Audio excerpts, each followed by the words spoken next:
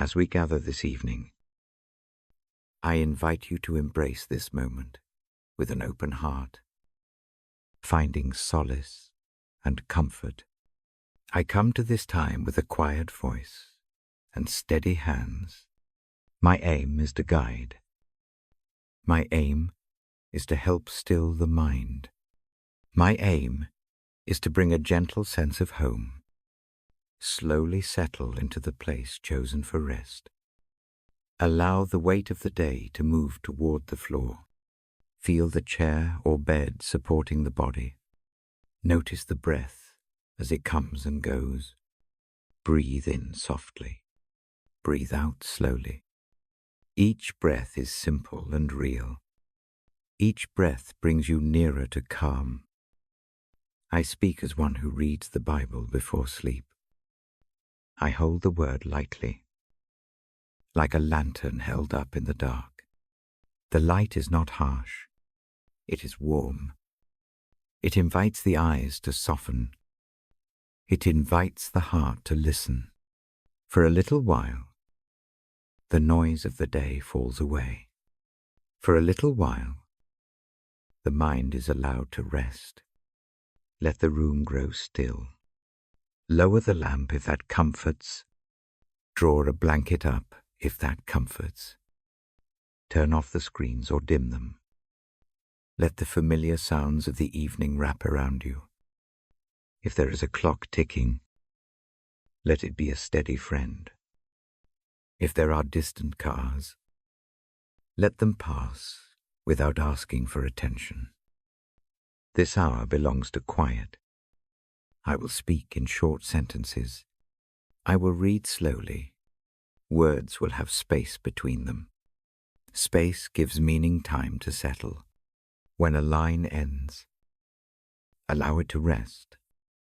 Let the echo of a phrase remain in the chest for a moment. Let silence be part of the reading. Imagine a soft path that leads from the day into night. Step onto it with deliberate feet. The path is lined with small lights. Each light is a promise of mercy and rest. Walk along, breathing in the cool air. Feel the tension release from the shoulders. Feel the jaw unclench. Let the forehead unburden itself. The path does not rush. Here, mercy is a presence, not a lecture. Here, hope is a quiet companion. No debate. I do not bring arguments. I do not bring questions that press like stones. I bring simple assurance.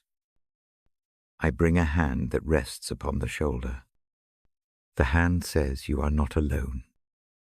The hand says there is room to be human and tired. Allow images to come without forcing them. Picture a small lamp on a windowsill. Outside, the night moves softly.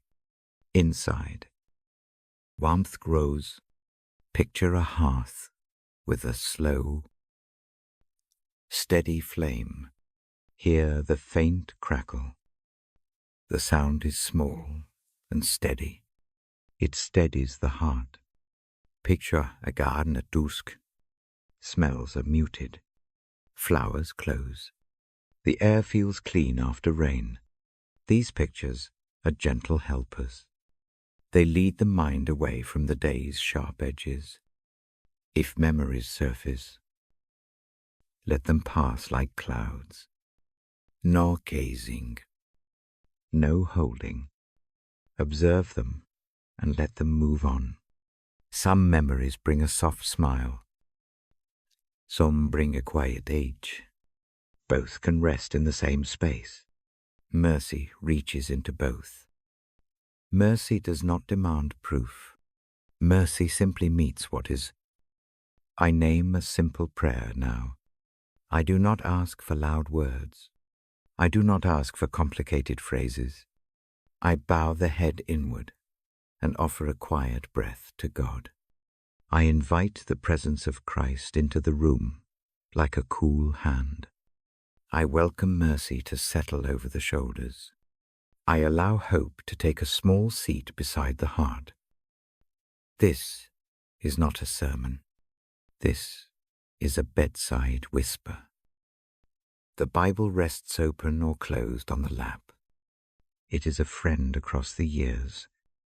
It has been read softly in many nights. Its words have soothed hands that were rough from labor. Its pages have calmed hearts torn by worry. Tonight, it meets ordinary people. Tonight, it speaks a plain language of comfort. Listen with the ears of the heart. Let words move slowly through the mind. Picture each image as if painted on a small canvas. Let them be simple shapes and soft colors. When a verse speaks of rest, imagine a place to lie down. When a line speaks of mercy, picture a hand reaching. When a promise speaks of light, imagine a little lamp. These images are not elaborate. They are clear and gentle. If grief knocks at the door, offer it tea. If fear sits in the corner, hand it a blanket. Do not dismiss what comes. Welcome it, and let the readings touch it. Sometimes a single line unbuttons a tightly held sadness. Sometimes a single phrase opens a window for hope. The Bible is patient in this work. It is not hurried. It allows healing to come in slow moments. I ask for a slow, listening rhythm. Let the words be like stones placed one by one into still water. Each stone makes a ring. Watch the rings expand. Do not rush the next stone. Permit the calm to grow between each ripple, between the sentences. Allow a gentle pause between the passages. Sit in a hush. The hush is part of the message. No need to perform faith. No need to have conclusions. The evening is not a test. It is a safe room. It is a quiet chapel made of familiar sounds and steady breathing. Here the soul can admit weariness without shame. Here the heart can name a small hope without apology. I will offer short reflections at times. They will be soft and brief. They will not teach as much as they will point. They will point to warmth, to mercy, to rest. They will encourage a little turning toward the source of peace. These reflections are like little lanterns along the path. Each one lights the next step. If sleep comes early, the reading is a companion, not a requirement. If the eyes close, the words will continue like a soft current. If the mind drifts, return gently to the breath. If attention wanders, bring it back without scolding. This practice is mercy in action. I will not press theology into the room. I will not argue doctrines. The aim is gentle assurance in Christ. The aim is to help hands unclench and to steady the heart. The aim is to remind the tired that mercy meets them now. The aim is to leave a small ember of hope before sleep takes the rest. Imagine now a small space in the chest where light gathers. It is not a blazing sun. It is a quiet glow. It warms slowly. It does not force anything to change. It simply holds. If doubt nudges the glow, allow it to sit beside the doubt. Let the glow and the doubt share the room. Both are human. Both may be present at the same time. I will keep my voice soft. I will keep my pace unhurried. Words will fall like leaves. They will not clatter. They will land gentle. Et tims. A pause will be long. Et tims. The reading will slow to a near whisper. Each shift has purpose. Each pause is a small offering of space. Before I begin the first reading, take one last breath in.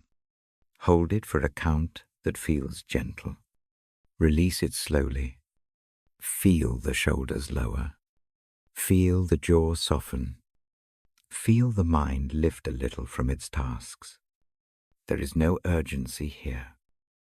There is only the present breath and the steady presence of mercy.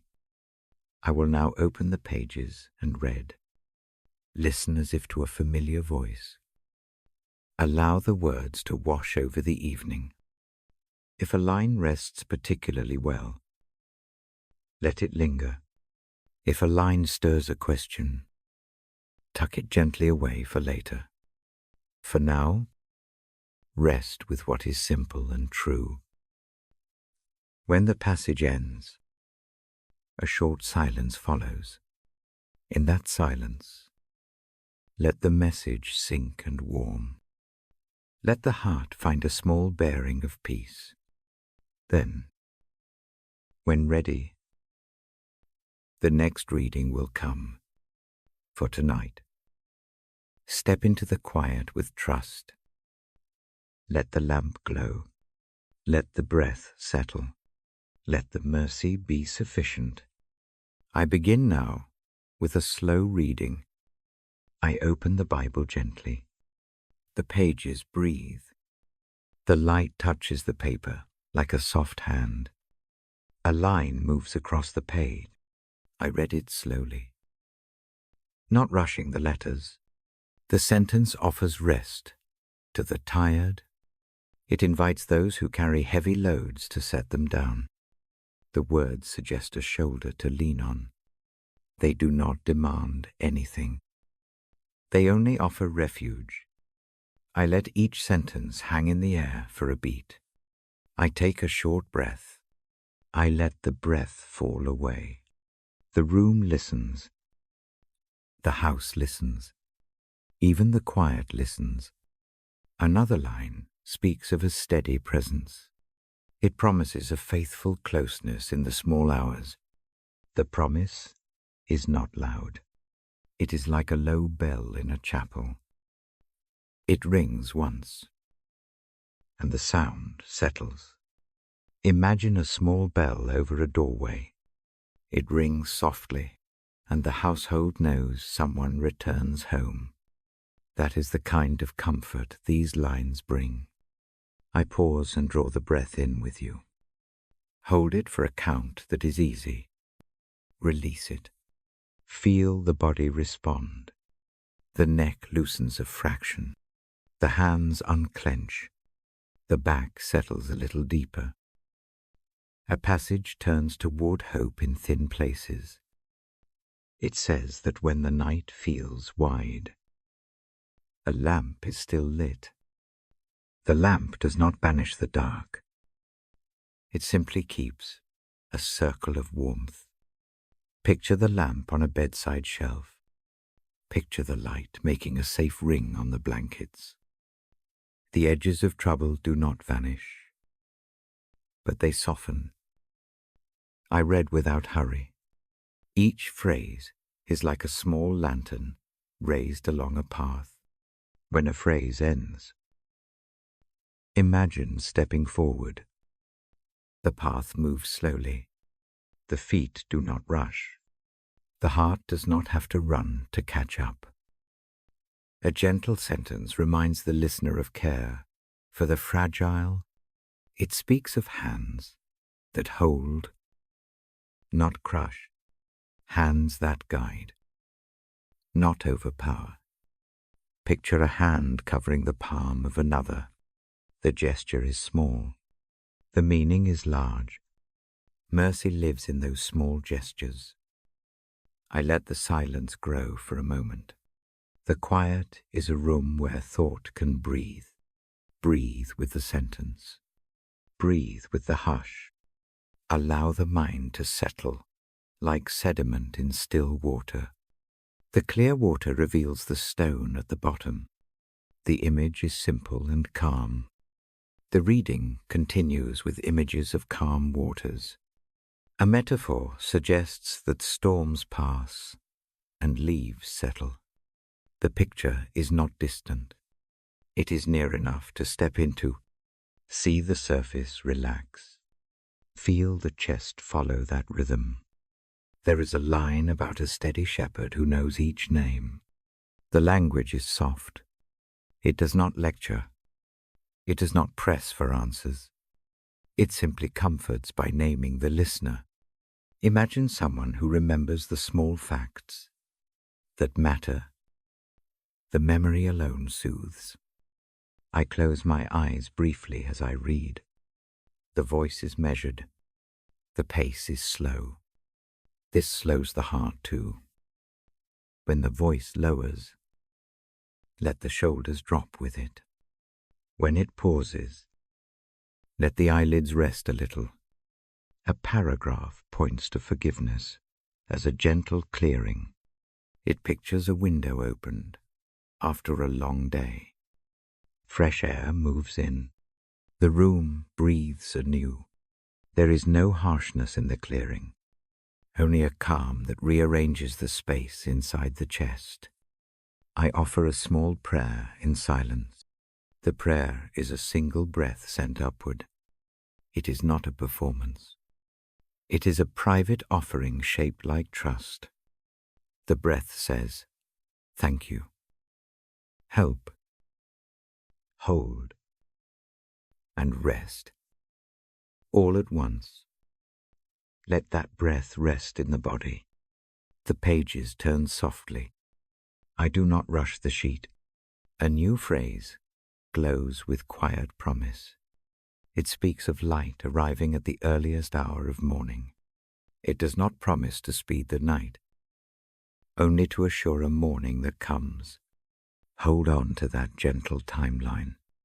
Night is long, but morning is patient and steady.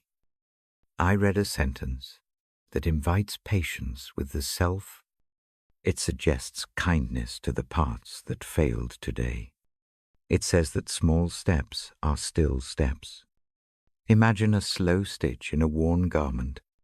Each stitch mends more than fabric. It restores a feeling of repair. Mercy attends these small repairs. I pause again. The room is filled with the soft sound of breathing.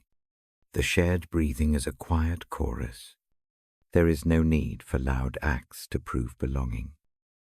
Quiet breath is enough. A short passage leans into the language of shelter. It pictures a house with a simple roof. Inside, warmth collects like small coins. Each coin is a comfort. The roof does not promise grandeur.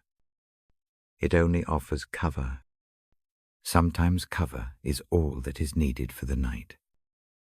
I keep my sentences small, so the mind can follow without strain. The pace mimics the slow lowering of light.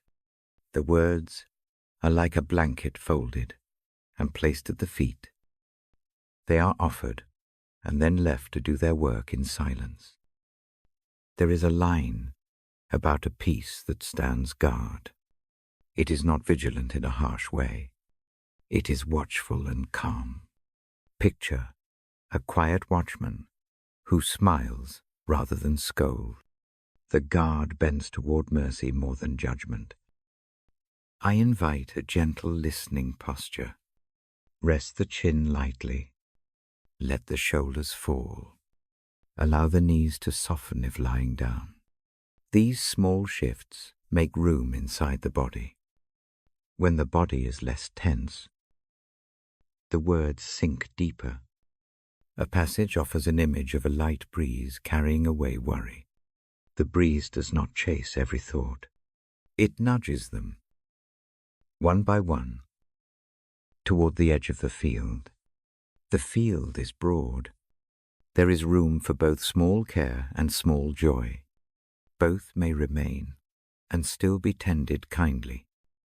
I read about a promise that steadies like a hand on the back. The hand does not push. It guides with a gentle pressure.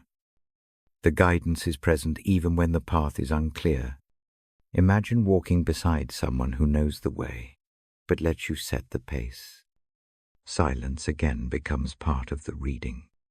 In this hush, let the images settle like soft dust. They do not burden, they cushion. The heart can lay upon them. A short reflection comes. Life is not always tidy. That is acknowledged without shame. The reading does not tidy immediately. It accompanies the messy and the whole. It sits with both without hurry. I read of compassion that meets the small failures and the large ones alike. Compassion regulates the household of the heart.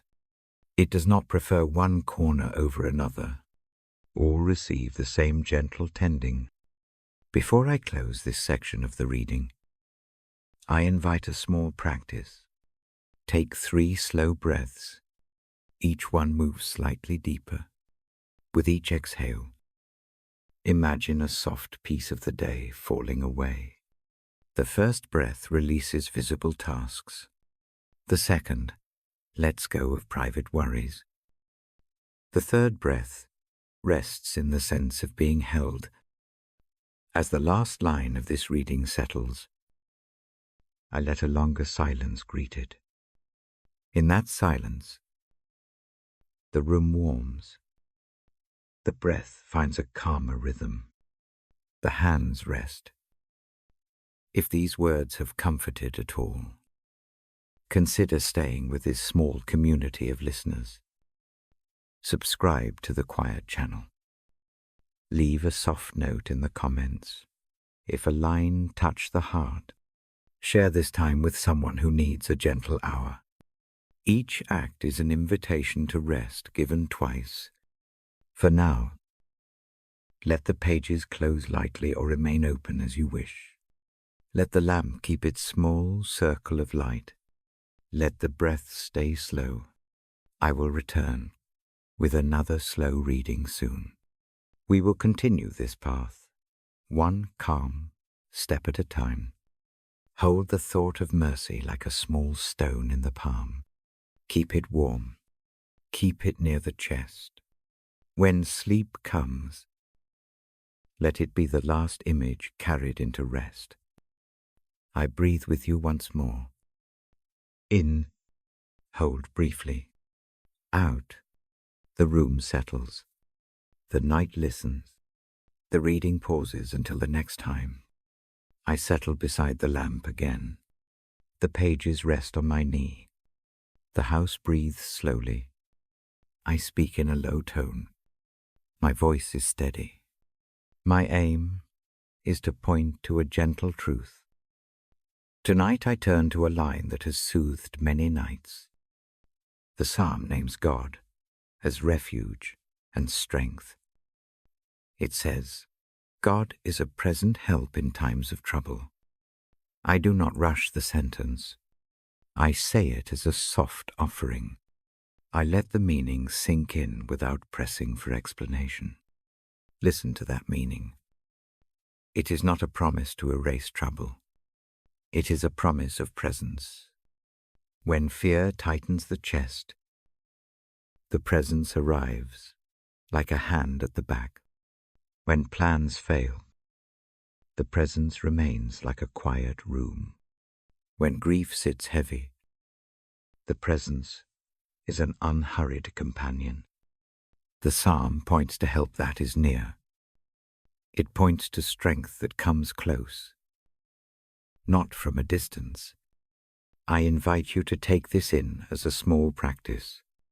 Close the eyes if that helps. Name the line inside. Using your own words, say to yourself, in a quiet breath, that there is help close by. The words need not be loud. Whisper them inward. Let them meet the places that ache. Presence can be imagined in very simple ways. Picture a harbor when the sea grows rough. Boats do not vanish. They find a bay. The harbor does not remove the storm at once. It gives cover, a place to move with the waves. Let that picture be the kind of help the psalm describes. It does not promise immediate cure. It promises immediate shelter. Another image is a steady rock in a river. Water moves fast. The rock stands firm. It does not grab the stream. It simply holds. Rest a hand in the mind on that rock. Feel how steady it is. Let the rhythm of the water slow as it passes the stone. Presence can do that for the heart. To acknowledge the presence is also to make space. Take a slow breath. Place a hand on the chest. Feel the rise and fall. The touch is a small way to register reality. Say nothing aloud. Let the hand remind the mind that something holds. This is not magic. It is a gentle act of attention. It teams. The body keeps its lists. The shoulders count tasks. The jaw stores worry. Move through the body now with a soft scan. Begin at the feet. Notice any tension. Invite it to ease by mere noticing. Move up to the calves, the knees, the thighs. Pause. Breathe. When attention reaches the chest, linger. Imagine presence sitting near. A companion that does not demand words. Let that companionship loosen the hold. Presence can be sensed in a small memory. Think of a time someone came and stayed when life felt bleak. Not a grand rescue. Just a steady sitting. That simple memory works like a door. Through it, the idea of God's help becomes less abstract. It becomes a lived shape. Let that memory stand for the psalm's promise. Naming the presence also lifts a kind of permission. You may permit stitches of sadness. You may permit small joys. You may keep both in the same room. Presence does not force one to choose. It allows the heart its whole range. The psalm's help meets every corner. When the night presses, words can be too much. So use images. Picture a small lamp on a table. The lamp offers a circle of light. It does not banish the room, but it gives a warm place to see what rests close by. When the lamp is present, steps feel safer. When the presence of God is acknowledged, the smallest steps feel less lonely. Imagine an anchor in soft sand. The boat still moves. The anchor keeps a gentle limit on the drift. Presence acts like that anchor. It does not stop the sea. It steadies the vessel enough to breathe. Allow that steadiness to have weight in the chest. Let it be a small, true thing to hold. I speak of comfort that arrives quick. Sometimes comfort is a sudden hand on a shoulder. Other times it is the slow settling that happens hour by hour, acknowledging that help can bring immediate calm. It does not solve, it soothes.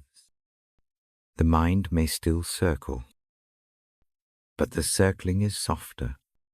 The breath finds a less jagged edge. Muscles loosen a fraction. That fraction matters. Try a quiet exercise with me now. Inhale slowly for 4 counts. Hold the breath for 2 counts. Exhale for 6 counts. Repeat this 3 times. As you breathe, imagine presence like a warm cloth draped over the shoulders. With each exhale, let a little more tightness fall away. This simple rhythm lets the promise move from thought into body. If tears come, let them. Presence is not offended. It accepts the wetness and the salt. Sometimes the Psalm's help is a shelter where tears are allowed. Let them cleanse in the privacy of night. If rest comes instead, welcome it without guilt. Presence keeps the night safe for both rest and release. The presence also offers a steady courage. Courage does not always roar. Sometimes it is a small choice to breathe again. It is a decision to sit with pain without annihilation. The Psalm's help can be that quiet courage. It enters not as noise, but as a steady hand that guides the next step. There are nights when answers feel far. Presence does not demand having answers now. It meets the asking with patience. The Psalm's promise is a patient companion in the question. Imagine walking beside someone who listens without needing to fix you. That is the kind of help described. It is enough for the night. Practice a soft naming in the dark. Use any phrase that fits your heart. Keep it brief. Repeat it like a slow mantra. Each repetition is not an incantation. It is an opening. It trains the ear to the nearness of help, or watim.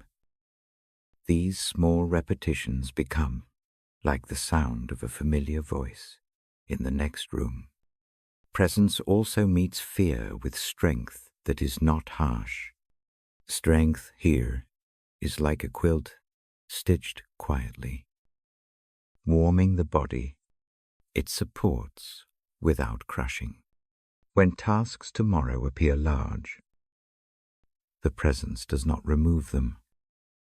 It gives enough surety to face them one by one. Let that steadiness be an offering to the mind that worries. If sleep resists, do not force it. Let presence be the steady companion for the wakeful moments. Count breaths. Name small blessings. Think of 3 small things done today that required courage. They need not be grand. Simple acts of endurance count.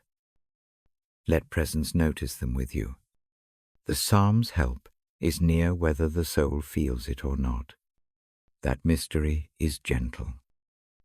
It asks only for a little recognition. A small acknowledgement can shift the night.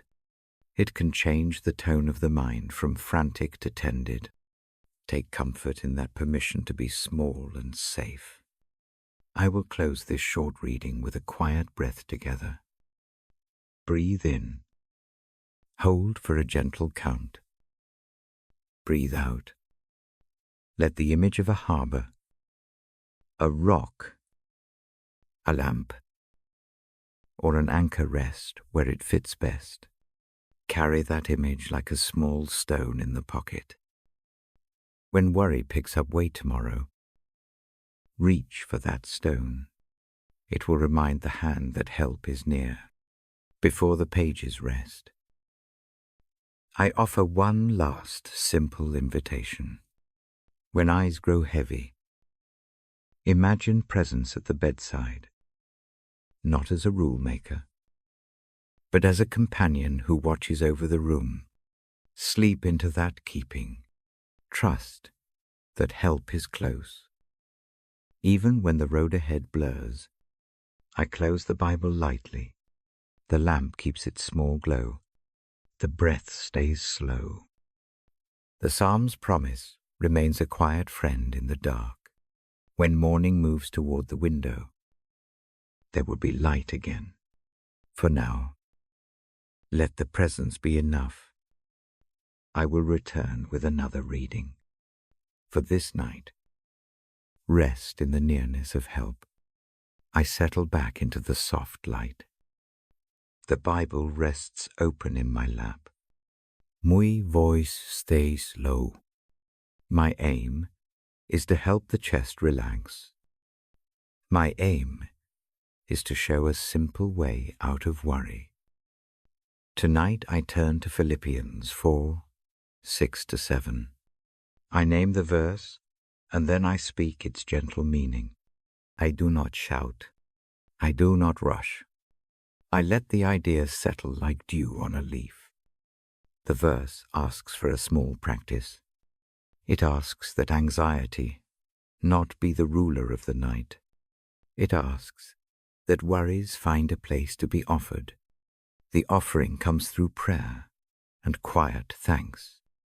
It promises a kind of peace that stands guard over the heart and mind. I say this slowly. I let each line rest. Begin with naming. Take one worry at a time.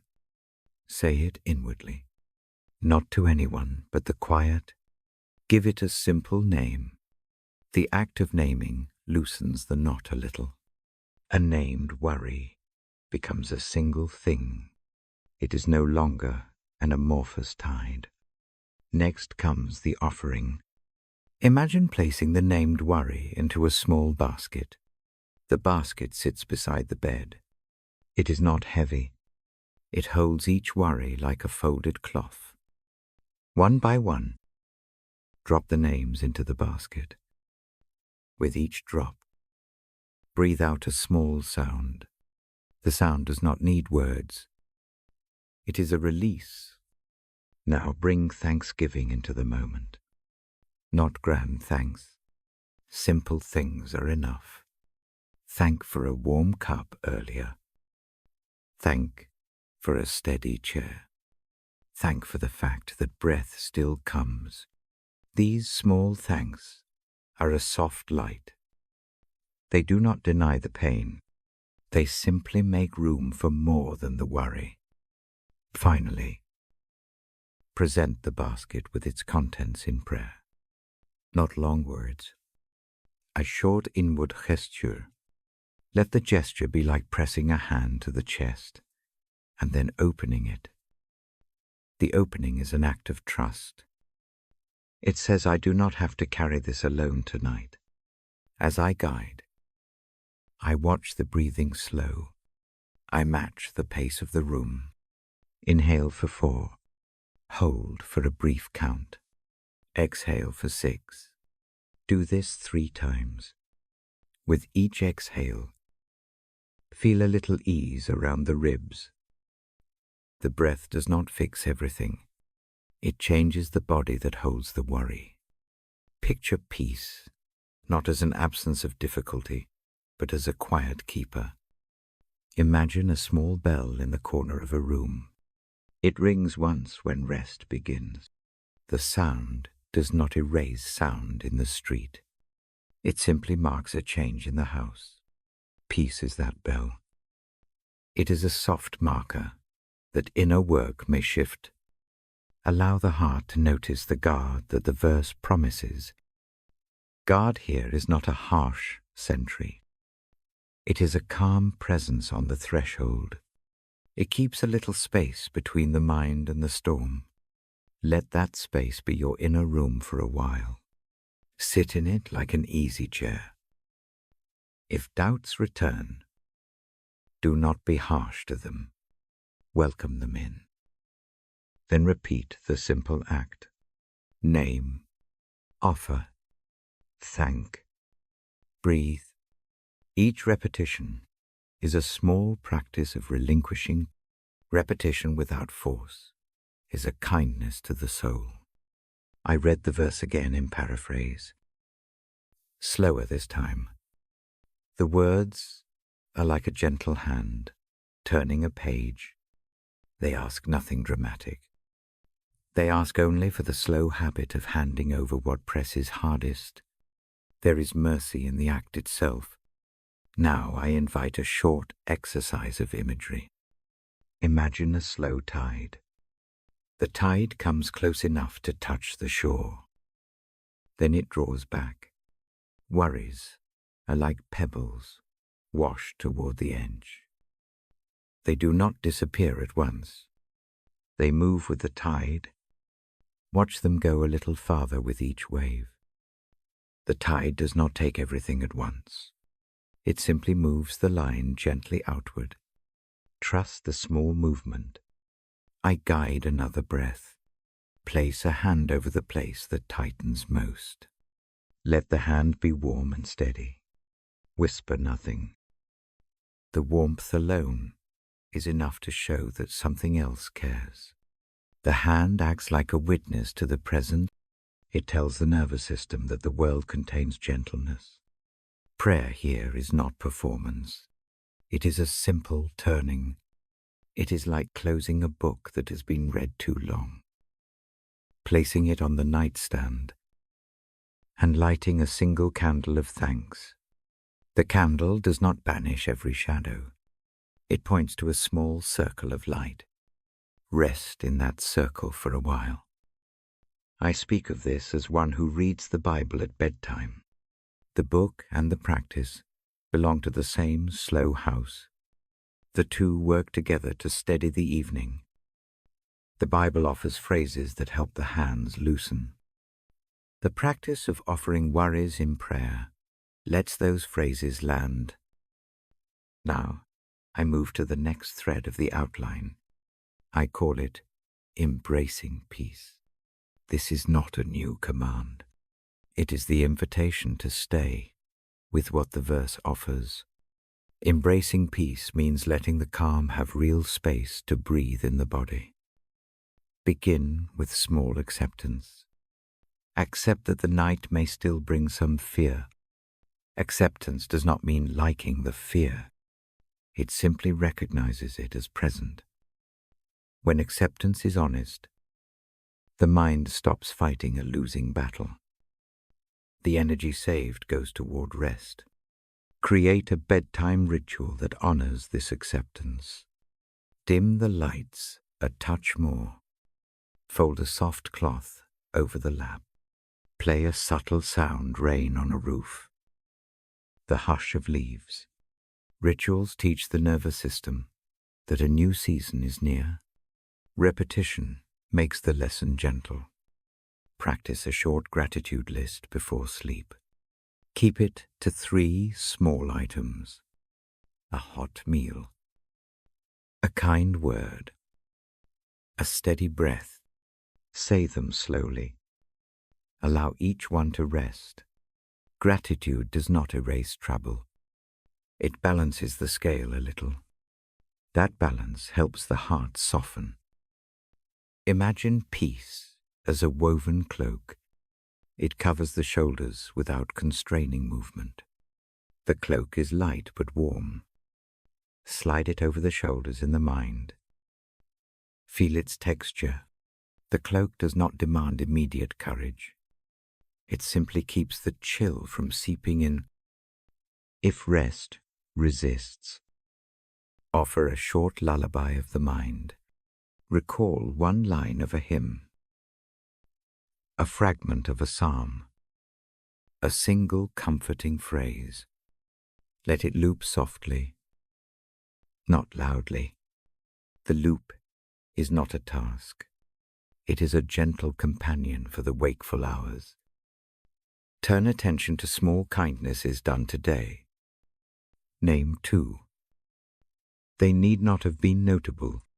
A steady hand when making a meal. A quiet response instead of a sharp one. These small acts are proof that the day held threads of care. Let that notice anchor the heart. There may be nights of deeper worry. If so, do a slowing exercise. Lie on the back if that feels safe. Place a hand on the belly. Breathe so the hand rises and falls. Count each exhale from 10 down to 1. Let the numbers be soft. With each count, the body finds a lower gear. Embrace the promise of guarded peace as daily work. The promise arrives not as a sudden cure, but as a companion that returns when invited. Invite it today. Invite it tomorrow. Small invitations repeat into habit. Keep the mind gentle with itself. Do not demand silence.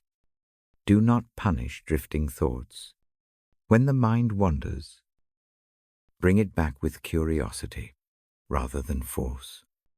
Curiosity holds the space without judgment. It is a softer ruler. As I read these words, I watched the room change. A few breaths later, shoulders drop. The jaw eases. The clench in the stomach loosens. The slow work of rest begins. It does not finish everything. It does enough. I close with a quiet practice. Take one last inward breath. Name one worry. Place it into the imagined basket. Offer one small thanksgiving. Breathe out and allow a moment of silence. Let the silence be a small altar. I will fold the pages now. The Bible rests closed, if that brings calm. The lamp stays near, dim and steady. The promise of guarded peace remains as a quiet sentinel at the edge of sleep. When morning comes, the day will ask much. Tonight, the invitation is simpler. Rest in the steady presence. Let the act of handing over repeat as often as needed. Mercy meets each small offering. I pause here with a soft blessing for the night. Sleep when it comes. If wakefulness returns, repeat the small steps. I will return with another reading. For tonight, let the peace be near and let the breath be slow. I turn the page with care. The lamp throws a soft pool of light across the paper. The room listens. Tonight the thought moves toward forgiveness. I hold Matthew 6:1, 4:15 inches my mind.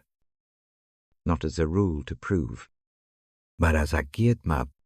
It says simply that letting go of harm done to others opens the way to being forgiven. The line is plain. It points to a path where peace begins. Forgiveness is not a slogan. It is not an urgent demand.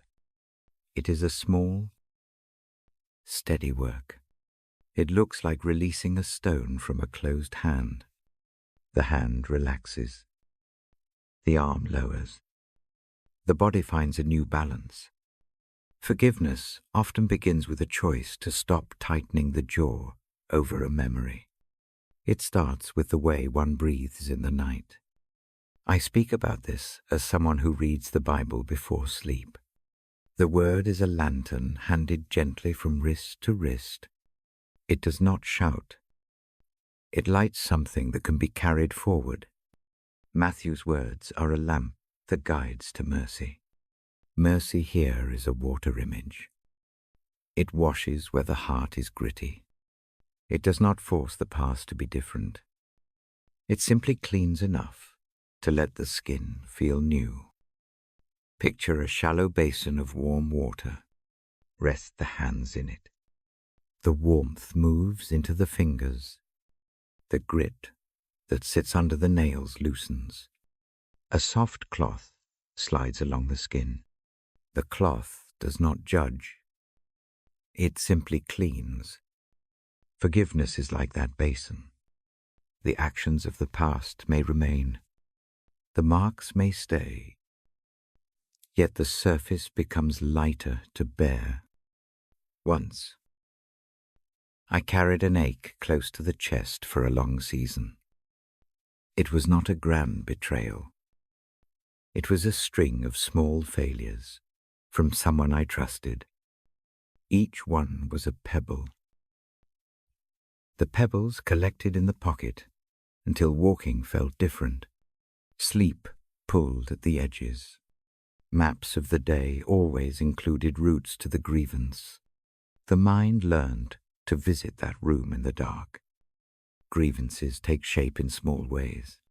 A 15-minute silence at the table became a stone. A broken promise about a hospital visit became a wider crack. The memory of a harsh phrase returned like a repeated weather pattern. Each return tightened the shoulders. Each return made the breath shorter. It was a slow accumulation rather than a single strike. One night, tired of the wait, I went to the window and opened it to the cool street air. The prayer that rose was not long. It was a single, honest breath, asking for the capacity to let go, asking for the ability to be gentler toward the person who had caused the pain. A picture came then of that basin of water. The memory did not vanish. The hand that had felt betrayed still remembered. But there was room to try a different response. Forgiveness did not mean forgetting. It did not mean erasing consequences. It did not mean rushing into trust as if nothing had happened. Instead, it meant releasing the pocket of pebbles. One by one, the pebbles were named in a quiet way. Each name was a small act. I placed the name into the imagined basin and let the warm water move around it. The motion did not carry everything away. It eased the edges. The first release felt awkward. The heart kept expecting anger to return like a practiced guest. Sometimes it did. Anger knocked, and the old muscle of resentment flexed. Then a slow breath came, and the hand returned to the basin. The rhythm repeated. Over weeks, the habit changed.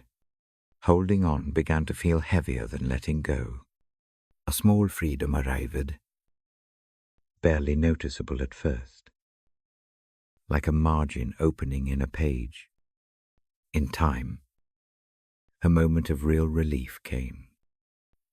It arrived not with a trumpet blast. It arrived like a night without the usual tightness in the throat. Sleep deepened. Dreams lost their sharp corners. The person who had caused the hurt did not suddenly become perfect. The relationship did not remake itself overnight, but the inner space had something lighter in it. Resentment no longer set the tone for every memory. This kind of change is small and practical. It shows in how a morning begins.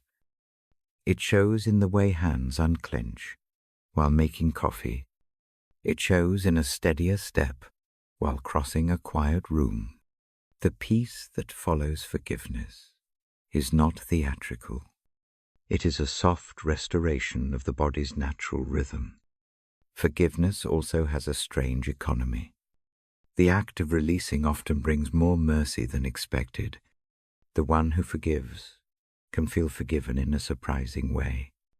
Perhaps that is what Matthew hints at mercy given and mercy received move in a circle.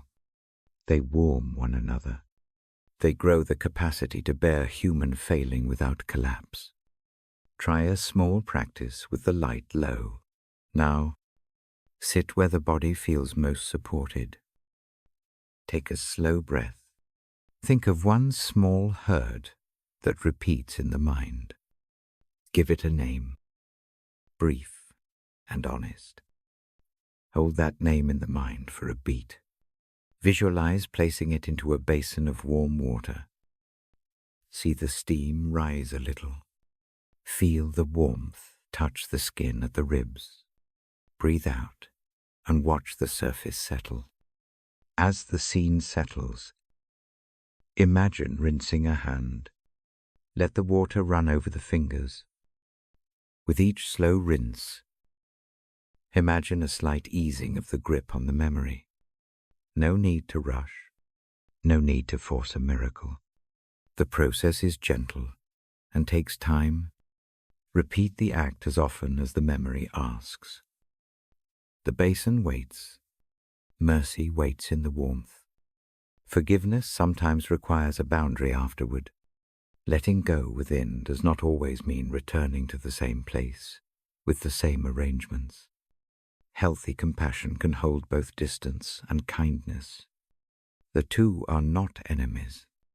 They are the way a body protects itself while remaining open to repair.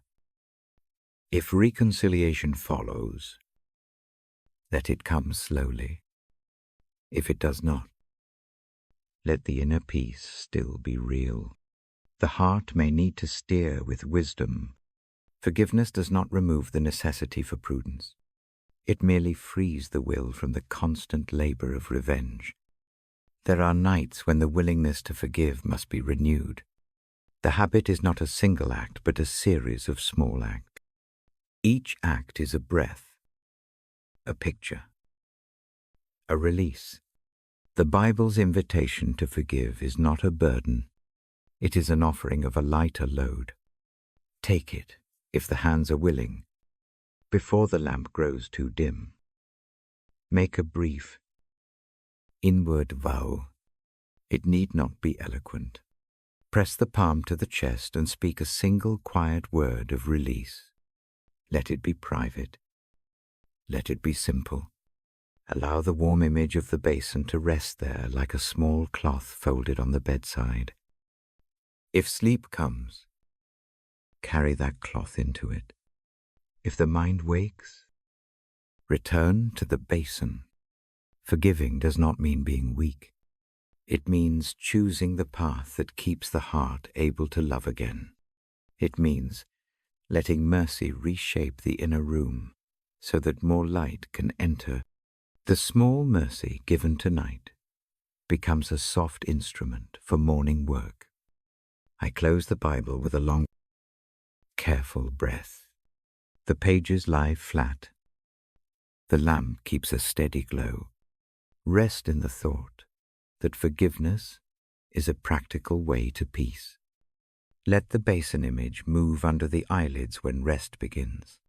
Let the breath match the rhythm of warm water. Tonight, carry a single simplicity name, a small hurt. Place it in the warm water of mercy, and breathe until the chest is lighter. When morning opens, see what bearing the small act has made. I will return with another reading. For now, let the night be gentle, and let the heart find ease. I sit with the Bible open on my lap. The lamp spreads a soft circle of light. My voice stays low. Tonight, the thought moves toward grace. I carry Ephesians 2:8 inches the mind, like a small, steady lantern. The verse reminds that grace is a gift, not something earned. It is precious and free. It arrives without a price tag. Grace is a hand offered when the hands are empty. It is a quiet knock at the door, when the room inside feels small. It does not demand proof. It simply gives. The idea is simple and true. It assures of love that does not waver with performance. It is not tied to success or failure. It is a steady presence beneath the changing weather of life. Think of grace as a small wrapped gift left on the doorstep. The gift sits where nothing was expected. The first reaction might be surprise. The second might be suspicion. With a slow breath, the hand reaches out and receives. There is no bargaining. The gift is held and unwrapped. Inside is a warmth that does not come from the work of unwrapping, but from being given. That warmth is the heart of grace. Grace also feels like an umbrella given without asking in a sudden rain. One has no time to prepare. The umbrella shields. The person who hands it over steps back, not waiting for repayment. The rain continues. The body stays dry. The mind relaxes in the shelter. That shelter is not a scorecard. It does not say you deserve coverage. It simply covers. This kind of gift reshapes how life is carried. When a person knows grace as an unearned promise, striving eases. The constant account-keeping in the mind loosens. The inner voice that tallies successes and failures becomes quieter. Fatigue laissant. Hope grows not from achievement, but from belonging. I want to tell a story that has lingered with me. It is a quiet story. It does not shout. It shows how acknowledgement of grace can change a life in small, real ways. Once there was someone who lived by a strict ledger. Days were measured by tasks completed and apologies made. Sleep came late. The head filled with lists. The hands moved on autopilot. Love was always conditional, given in response to performance. This person believed worth came from proving enough times to be accepted. One evening, this person came to a small gathering where the Bible was read softly before sleep. The passage about grace was held like a simple lantern, not as a rule, but as an offering. The words landed like rain on hot ground. They did not wash everything away. They loosened the crust. The person stayed after the reading. The lamp was low. The room was quiet. An inward conversation began that had no audience. The change did not happen all at once. At first there was resistance. A lifetime of earning is a skilled habit. Old muscles of worry flexed when rest was near. Yet the idea of an unearned gift persisted. It planted a tiny seed. Night after night, the thought returned. The gift image was kept like a small pebble in the pocket. Slowly, the ledger lost its grip. The person began to try one small experiment. Each night before sleep, a single thought was offered differently. Instead of listing duties, one simple sentence was breathed inward. This is given, not earned, not deserved, just given. The sentence was not a magic spell. It was a gentle reframing of reality. With time, the chest began to loosen. Breathing lengthened by small degrees. A day came when the person faced failure at work. Old habits quickened. The ledger clicked like a machine. But the new habit was there waiting. Before the mind ran a full account, the small sentence arrived. This is given. The sentence did not erase the consequences. It did not excuse poor work. It merely landed beside the shame and said that shame is not the final word. The person could hold the mistake and still belong. The effect spread. Meals tasted less rushed. Conversations carried more space. Sleep came with fewer sharpnesses. A capacity for risk grew slowly. Effort was still made. Responsibility remained. But the effort no longer bore the unbearable weight of earning acceptance. The body relaxed into the fact that love had already been offered. One evening the person described feeling lighter. Not lighter like a borrowed jacket shed, but lighter in a way that meant the hands had fewer stones to hold. The inner critic, once loud, became less an anchor and more a background noise. Actions changed because the heart moved from fear into care. Generosity began to appear where previously calculation had lived. The movement was small and steady, like dawn spreading across a room. Grace also brought gentleness toward others. When the ledger loosened, the habit of strict judgment softened. Mistakes in others no longer triggered a strict accounting of worth. A softer response emerged, help instead of punishment. invitation instead of retribution. The capacity to forgive grew because the person now understood how forgiveness had been received. Mercy flowed both ways. This story is not unique in its shape. Many lives lean against the same ledges. The Bible's promise of grace acts as a slow, practical re-education of the heart. It does not erase reality. It succeeds in changing the angle from which life is faced. The eyes that once scanned for faults begin to notice beauty. The steps that once hurried toward validation begin to slow and reach out to comfort. Let us practice receiving the gift now. In a very small way, sit with the body supported. Close the eyes if that brings calm. Imagine a tiny wrapped present on the lap. It is light. The hands are open. Receive it without conditions. Do not ask what it costs. Do not demand evidence first. Simply receive. Notice the sound of breath as the hands lift the gift. Open it slowly. Feel the warmth that does not come from effort. If a hard thought resists, if the mind asks what one must do to deserve it, acknowledge the thought and return the hands to the gift.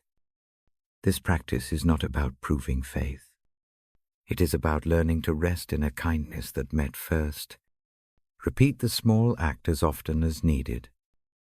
Grace also offers a compass for the night. When worry stirs, the simple truth that one is loved beyond earning steadies. The heart, the mind may still wander, but the wandering is quieter. The body can accept rest more often. This is not about easy answers. It is about a quiet reorientation toward belonging. I read these words at the bedside because I have seen such changes slowly take root. The Bible's language of grace is not an abstract doctrine. It is a practical companion on sleepless nights.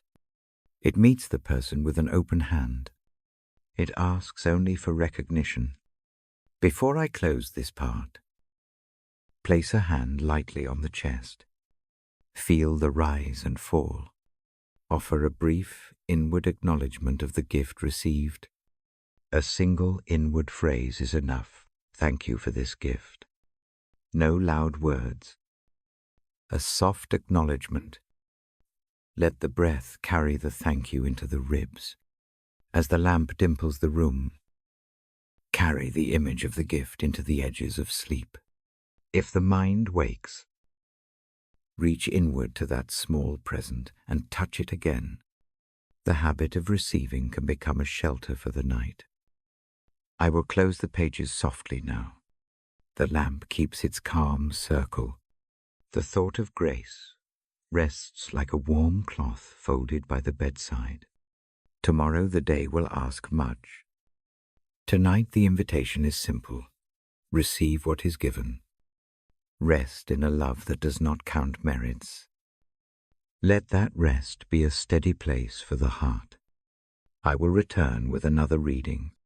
For now, sleep if it comes. If wakefulness returns, return also to the small gift and breathe. Grace waits like an umbrella at the door. It is offered now. It does not demand repayment. It only asks to be received. I come back to the bedside with the Bible folded lightly in my hands. The room is still. The air moves slow. Tonight the line before us turns its face to fear. My aim is to meet fear with a small, steady faith. I read gently. I guide softly. The psalm I hold speaks plainly about sleep. It says the one who trusts can lie down and sleep. Because Gud gibt safe. The promise is simple. It does not promise a night without trouble.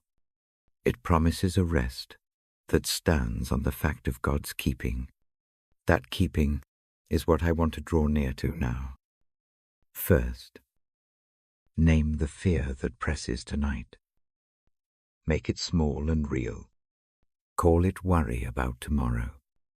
Call it a stubborn dread in the ribs. Call it a memory that returns like a song. Name it without shame. The act of naming changes the shape of the thing. A named fear takes up a single space instead of filling the whole room. Place that named fear into your hands, even if only in your mind. Hold it for a slow count. Let the weight register.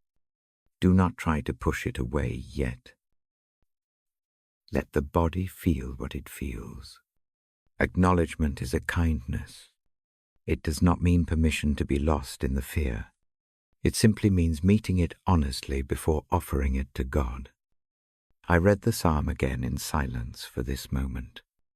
The words are spare. They settle like dew. Trust. They say, is the soil for sleep. Trust does not mean perfection. It means turning the holding over, like handing a fragile glass into a careful hand. The glass is not dismissed. It is received. Use a single short practice with me now. Breathe in for 4 beats. Hold 1. Breathe out for 6. Let the exhale be longer than the in.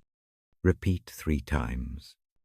With each out-breath, imagine the tension leaving the muscles around the shoulders, the place behind the breastbone, the teeth. Let the breath be the small ferry that carries the named fear across the water and sets it down on an unseen shore. Picture a wide, old tree beside a quiet house.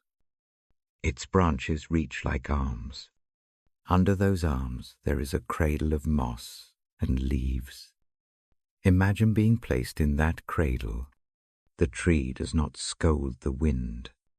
It simply bends and shelters. Let the image be concrete. Feel the texture of the moss. Hear the small hush of leaves that do not demand action. The tree's protection is steady and patient. Now imagine a low watchtower on a distant hill. A soft light burns there. Not to alarm, but to hold a corner of the night steady. The keeper of the tower is awake. Gentle and kind. The light does not chase away every shadow. It simply marks a safe space to return to. The Psalm's promise acts like that light. It keeps a corner of the heart prepared for rest. If fear speaks loudly, practice a small, quiet phrase. Choose one that fits the chest. Perhaps say inwardly, "This night I rest in God's keeping." Repeat it slowly like a lullaby. The phrase is not proof against all trouble. It is a steady note to answer the louder sounds. Let it fall soft and steady. The repeated phrase trains the ear to trust. Faith here is not a sudden flood. It is the next small choice. It is handing over one named fear. It is pressing a palm to the chest and letting the hand stay there while a breath carries the worry into prayer. Prayer is short. It can be one whispered sentence.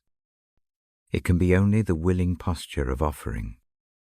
The offering alone changes the work the body must do. I invite a tiny ritual. Keep the body supported. Fold a piece of cloth by the bedside, or imagine one if no cloth is at hand. Lay the named worry on that cloth and fold it closed. Do this inwardly if you must. The act is symbolic. It gives the hand something to do that the mind can trust. The cloth waits. The folded cloth is small, manageable. It is not the whole of life. It is one parcel made light. Consider the logic of trust as a muscle. The first few nights it will feel odd to hand over a fear. The hands resist. The mind asks for reasons. The soul has been practiced in keeping score, yet each small handoff builds the muscle of faith a little more. Over time, the body learns that handing over does not mean loss. It means release. Let me guide a short body scan now. Begin at the crown of the head. Imagine a gentle light passing slowly down the spine. Where it pauses, breathe into that place. If the jaw tightens, breathe there. If the belly knots, breathe there. With every slow breath, tell that place, without words, that it may rest. The light keeps moving. It does not hurry. It simply invites the whole body into a calmer setting. Faith often shines in ordinary things. A small habit practiced nightly changes the shape of a life. Sleep becomes less an enemy and more a companion.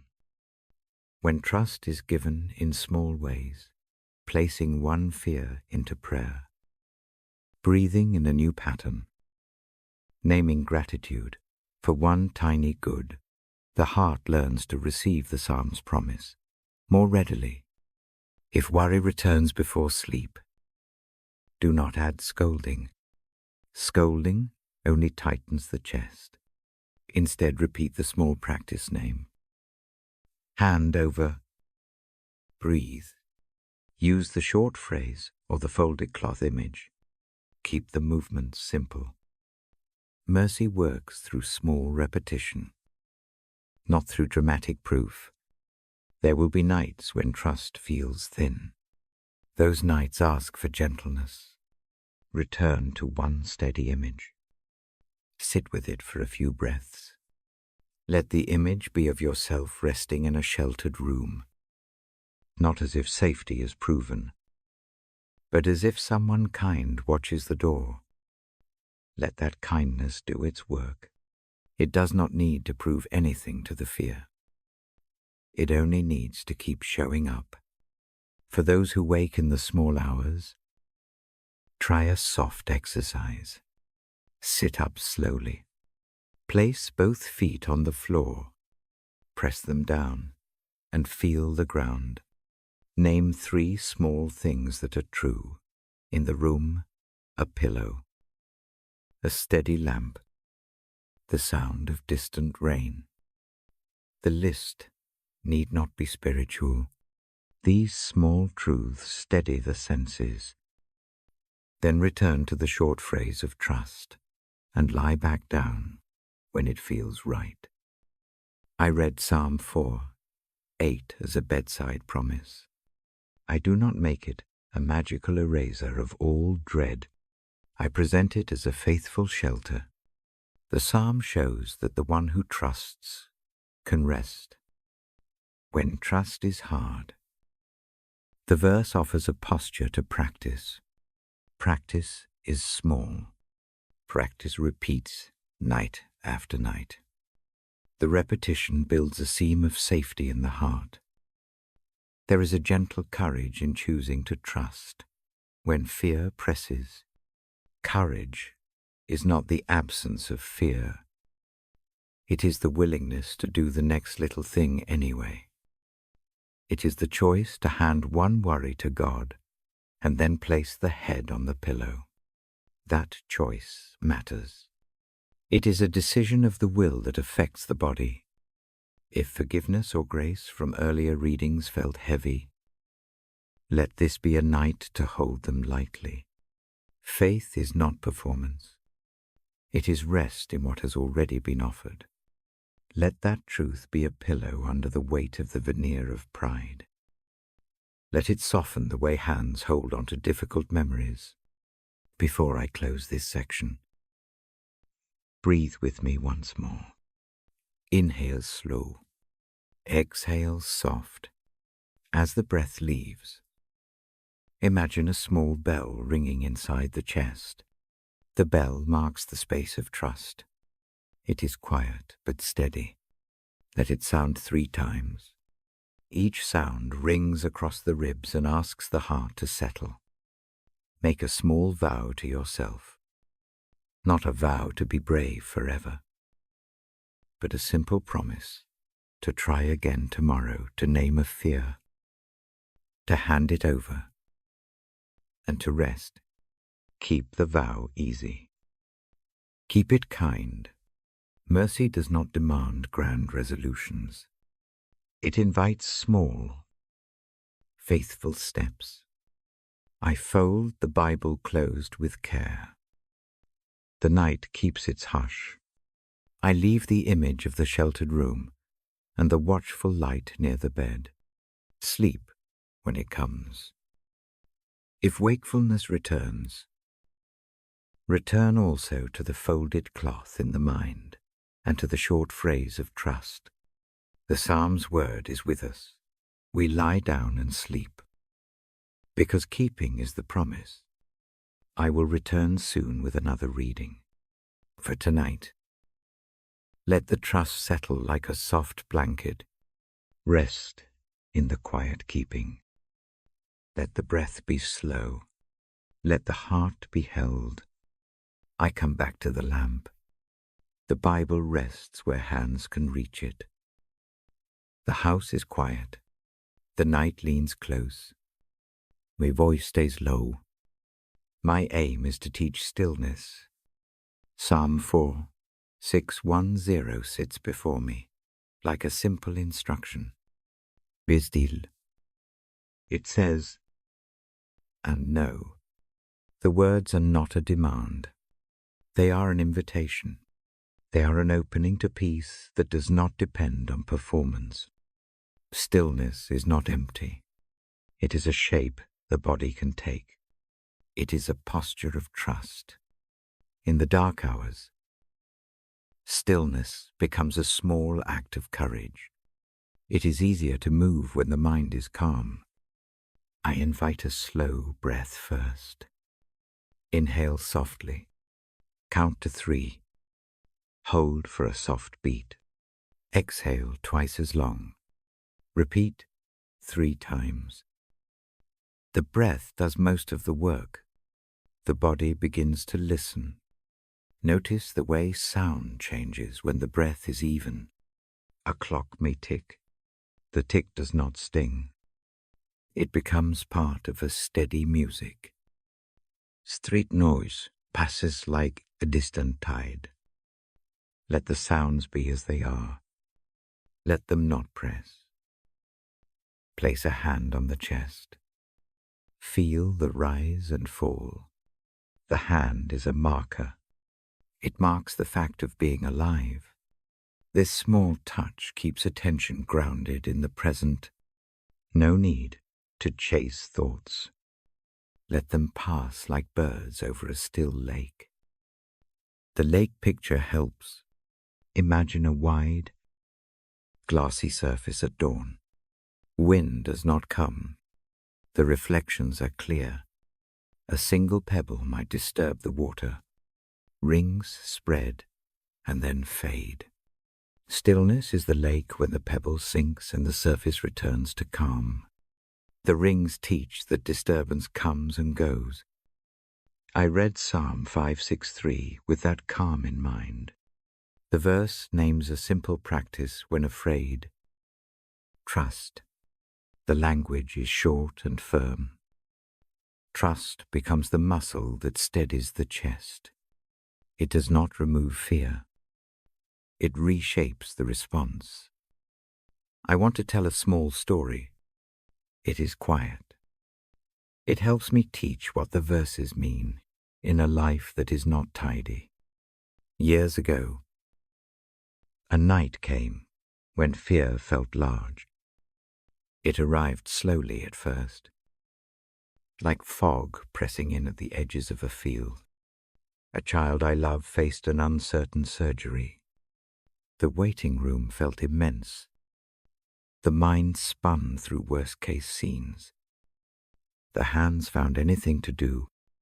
Counting pages in a magazine became a frantic habit. Walking felt strange. Steps were measured in small units. Sleep stopped visiting. Food turned dry. The usual lines I read at the bedside sounded dull in the head, until someone handed me a small photograph. Not a proof, not an argument. A tiny photo of a quiet shore where a boat is moored. The image did not fix the problem. It did one small thing. It reminded the body how to breathe. That night, I went outside, under a bare sky. I pressed my back to the cool siding of the house and breathed with the photograph in my palm. I did not demand peace. I tried only stillness. The breath slowed. The muscles unclenched a degree. The mind still circled, but the circling felt less savage. I said the line from Psalm 5:6. 3 inwardly. Not to change facts, but to change posture. When fear comes, I will trust. The sentence is simple. It is not a cure. It is a choice. The choice loosens the hold the fear had on the chest. The next hours did not vanish. The surgery happened. The body held through it. The fear returned sometimes in the middle of the night. Each return met a different hand. I found the practice of stillness and the short trust line and returned to them like a small ritual. They did not erase worry. They made the work of bearing it less consuming. This anecdote is not grand. It simply shows how small acts change the shape of suffering. Stillness is a habit. Trust is a habit. Both grow with quiet repetition. Now, a short practice for the present moment. It will be gentle. It will help the body learn stillness. Sit or lie where the body finds ease. Close the eyes if that comforts. Breathe in slow. Keep the in-breath soft. Exhale twice as long. After 3 rounds, let the breath find its own rhythm. Notice the pause between inhale and exhale. Let that pause be a tiny altar. Bring attention to the feet. Feel the contact with the bed or floor. Move the thought up to the calves. Pause. Move to the knees. Release whatever holds there. Continue up the thighs and hips. Let the pelvis soften. The spine is next. Invite each vertebra to rest a little more into the support beneath. When the scan reaches the shoulders, imagine the shoulders as 2 small birds. Encourage them to perch rather than to fly. The neck relaxes. The jaw unclenches. The space behind the eyes loosens. Each tiny easing is stillness in action. If fear flares, meet it briefly. Name it inwardly. Fear about tomorrow. Fear about health. Fear that returns old tapes. The name keeps the fear from swallowing the room. After naming, place the fear on a short phrase. I trust. Say it slowly.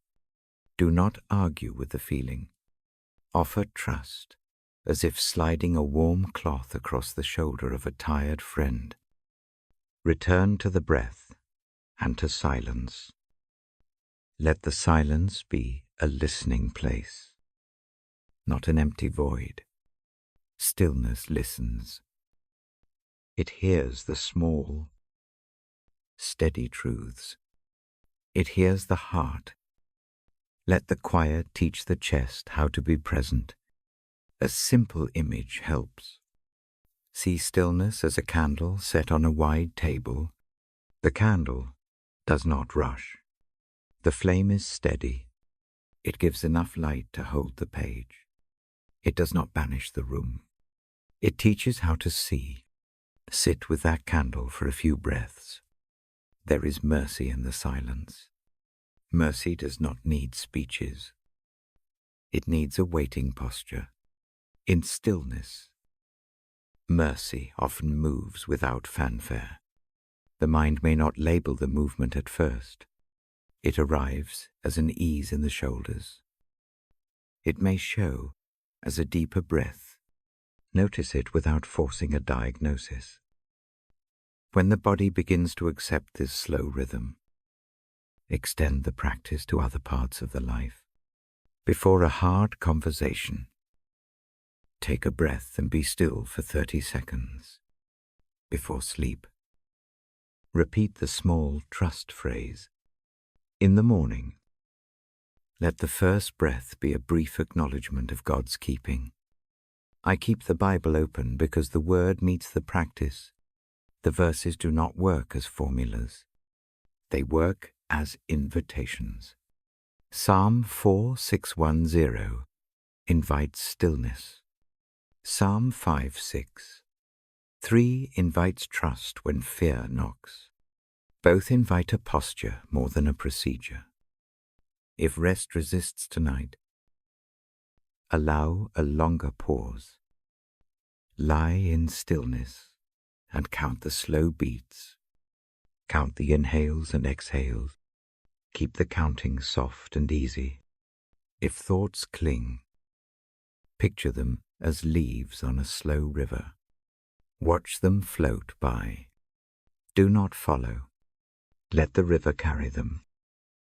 When it feels right, offer a thank you in a few quiet words, not a catalogue of gratitude, a small phrase. Thank you for this breath. Thank you for this light.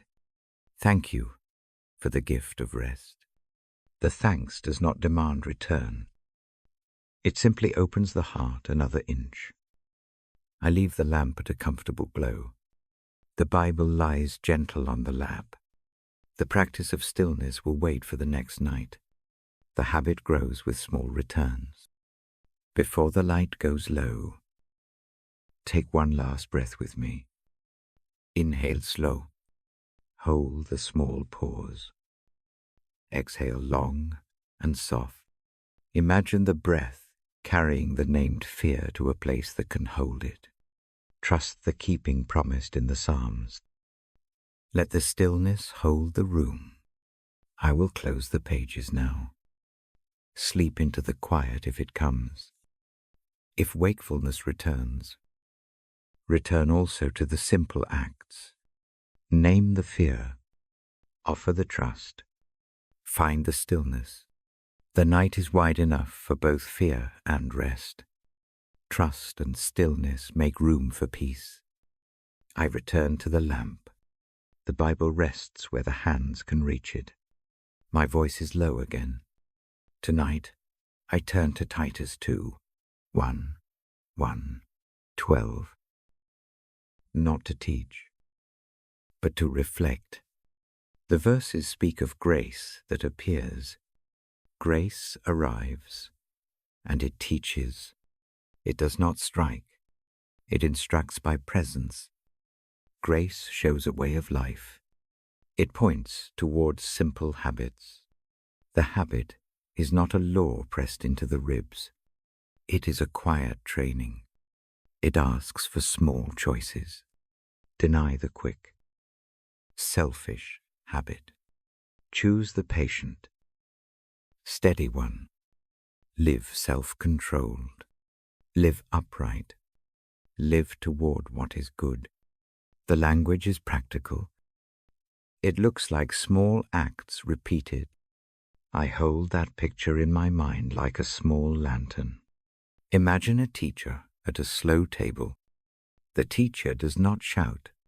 Fingers demonstrate how to thread a needle. The action is gentle. The hand guides the eye. The pupil learns by doing. Grace works similarly. It is a tutor of the heart. It trains by offering life that is already merciful. This training is not about perfection. It is about patterns. A life shaped by grace learns to bend toward mercy. It learns to pause before a sharp word. It learns to reach for rest before exhaustion becomes a hard stone in the chest. Grace teaches the small things. It shows how to hold a coffee cup with patience. It shows how to speak a kind phrase when fatigue tempts bluntness. I remember a season when the days piled heavy, tasks blurred into one another. The ledger in my head grew thick. Performance shaped the hours. Sleep was thin. In the quiet reading that followed, a phrase about grace felt less like a doctrine and more like an offer, a way to live different habits into being. The change began not with a sermon, but with a single repeated act. Each night I tried one small, graceful choice. The choices were tiny. A softer reply at the kitchen table, turning off the phone an hour earlier, letting an unanswered email sit until morning. Each acted like a stitch in a worn garment. Slowly, the edges looked less frayed. The chest eased a degree. The habit of earning worth loosened by the margin. The slow teaching of grace did its work. Grace also teaches how to refuse what harms. The verse does not only name what to take up, it names what to deny. Denying does not mean shutting the door like a judge. It means learning to say no to habits that shrink the heart. No to quick anger. No to bitterness. No to patterns that steal sleep. The denying is an act of love toward oneself and others. It is training the hands away from the small harms that multiply. Now a brief practice to receive that teaching. This is a breathing exercise to embody a grace that trains. Sit or lie, where support is sure. Close the eyes if that comforts. Rest a hand over the place the breath touches most. Breathe in for 4 slow counts. Feel the air go to the belly first. Hold the breath for 2 soft counts. Breathe out for 6 long counts. Imagine grace as a warm light entering with the in-breath. With the hold, let the light settle. With the long out-breath, let the light move through the body like a gentle tide. Repeat this cycle 3 times. With the final exhale, imagine one small habit you want to shape, a gentle pause before speaking, a quiet choice to rest, a small act of kindness instead of a sharp reply. Picture that habit as a path lined with little lanterns. Each breath lights another lantern. The path grows brighter, not all at once, but with steady breaths. This is not a magic trick. It is training. The act of choosing a single small change matters more than grand plans. Grace prefers the small. It builds character by repetition. The light from each lantern warms the immediate step. Over days, the path extends. Now, let the mind settle on 1 minute of examination. Think of a moment today when grace might have been offered, but a different choice was made. Name it inwardly, without shame. The goal is not guilt. The goal is noticing. Notice with a kind eye. See the pattern. Imagine the same moment repeated with a different the response. Picture the outcome. Let that image be an instruction, not a condemnation. Then name one small, immediate thing to practice tonight. Perhaps a short forgiveness offered in the mind. Perhaps a decision to unclench the jaw when tension comes. Perhaps a soft word to a child or neighbor. Keep it simple. Keep it doable. The night is best trained by modest acts. Grace has a habit of softening the inner ledger, where scoring once lived. A quiet margin appears. That margin can hold rest. It can hold mercy. The Bible's language here offers a pattern more than a law. It presents habits as teachers.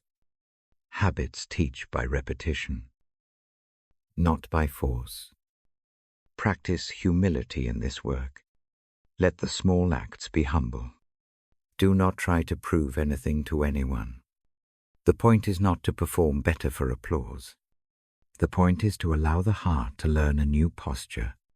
This posture accepts mercy first, then moves into obedience shaped by love. It is not a trembling servitude. It is a steady openness. The imagery helps. Picture a garden in which a single vine is trained along a trellis. The gardener does not hurry the vine. He ties it gently, pruning what spoils the shape. Over seasons, the vine yields fruit in a different way. The vine does not become perfect. It becomes tended. Grace tends the heart in the same soft manner. If the mind resists the idea of training, remember that training has mercy baked into it. Grace does not shame the slow learner. It patiently repeats the lesson. It treats mistakes as part of the lesson plan. Each small return is a chance to practice again. Take a moment now to place the hand on the chest. Feel the heartbeats small. Steady work. Think of Grace as the teacher who notices even that small rhythm. Whisper one inward line. Teach me to live gently. No fanfare. No loud fow. Agitple. Let it rest against the ribs. If sleep comes early, let the prayer stay like a pebble in the pocket. In the morning, notice how the first choices shape the day. If rest stays thin, repeat the breathing and the small practice. Grace learns by returning. End tonight with a brief ritual. Close the eyes. Breathe once more in 4 counts. Hold 2. Breathe out. 6. As the air leaves, picture a small lamp placed at the corner of the heart. The lamp is not a blazing sun. It is a steady glow. It will not remove every shadow. It will make the immediate steps visible. Trust the lamp. Let it be enough. I close the pages gently. The word stays near like a friend in the room. The thought of Grace rests by the bedside. Let the teaching continue in quiet acts and small choices. Sleep when it comes. If wakefulness returns, return also to breath and to the single small habit chosen tonight. Grace is patient. Grace trains slowly. Grace meets the night with steady love. I will return with another reading. For now, rest into the patient rhythm of grace. Let the lamp glow. Let the breath slow. Let the heart learn the shape of a gentle life. I come back to the lamp with the Bible in my hands. The room is small and steady. My voice stays low. Tonight, the page leans toward an offer of rest. The story is simple. The invitation is direct. It comes to those who are tired and heavy laden. I do not speak in slogans. I do not recite a doctrine. I share a bedside promise I have read for years. It asks that the heavy bundles be set down. It asks that the spirit find relief The promise is quiet. It feels like a hand at the back of the neck when the head bows. First, let the body settle where it is most supported. Sit back or lie flat. Adjust a pillow. Let the feet find the floor or the blankets. Small comforts matter. They receive the body so the mind can follow. Name one real burden. Do not gather the whole pantry of worries. Choose one weight that returns like a song. It may be a tiredness that is not cured by sleep.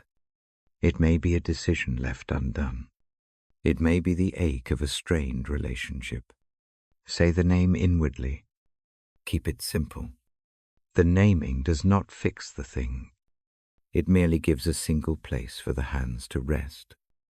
I suggest a small image. Picture yourself with a pack on the back.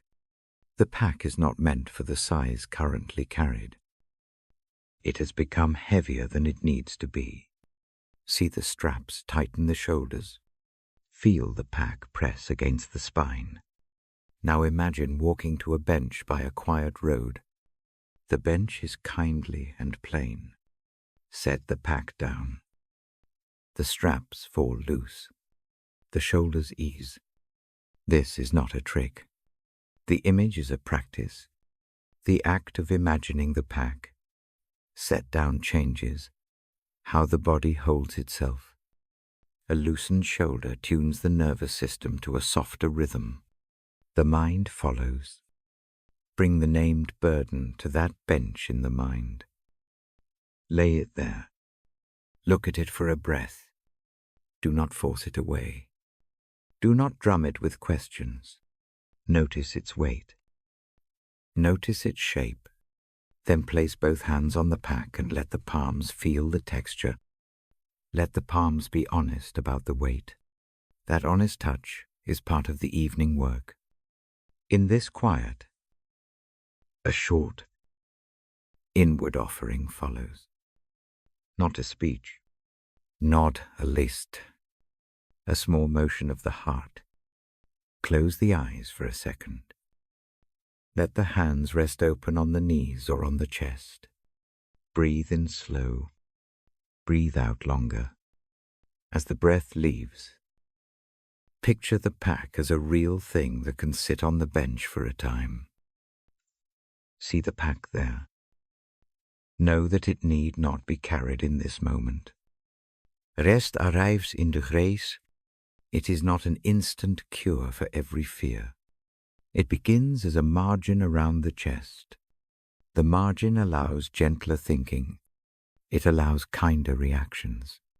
When a small space opens inside the ribs, daily responses shift. A sharp word softens.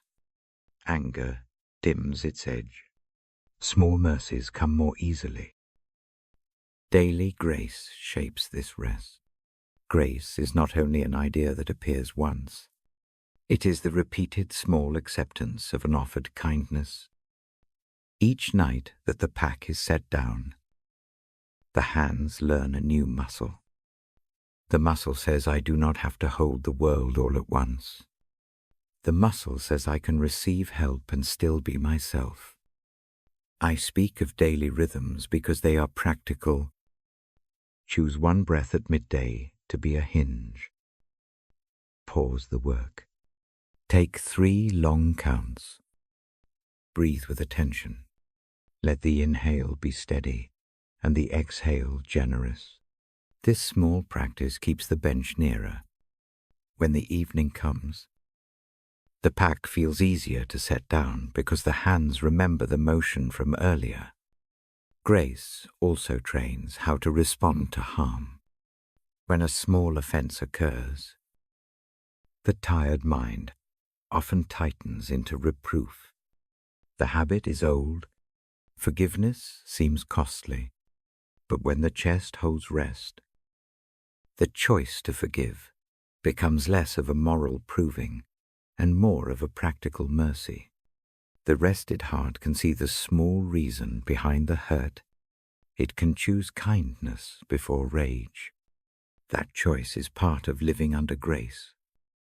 I tell a brief story from my own nights. Once a day wore like rough cloth. Little slights gathered until the skin beneath it ached. At night, the memory ran like a film. I began a practice. Each evening, I named the sharpest small memory. Then I pictured it set gently on the bench and poured warm water over it in the imagination. The water washed the edges. The image is simple, almost childlike. It did not erase the memory. It eased its charge. Sleep reclaimed an inch of the night. Forgiveness does not always mean returning to the same arrangements. Setting down the pack may include setting boundaries. Boundaries are not cold walls. They are practical places where rest and wisdom meet. Keep the bench at a healthy distance if returning to the road will weigh again. Rest first. Decide later. Let me offer another small practice. Keep a small cloth at the bedside. Before sleep, touch it. Smell it if it has a scent of something calm. Lay the named burden on the cloth in imagination. Fold the cloth twice. Place it on the shelf. The cloth becomes a symbol of a decision.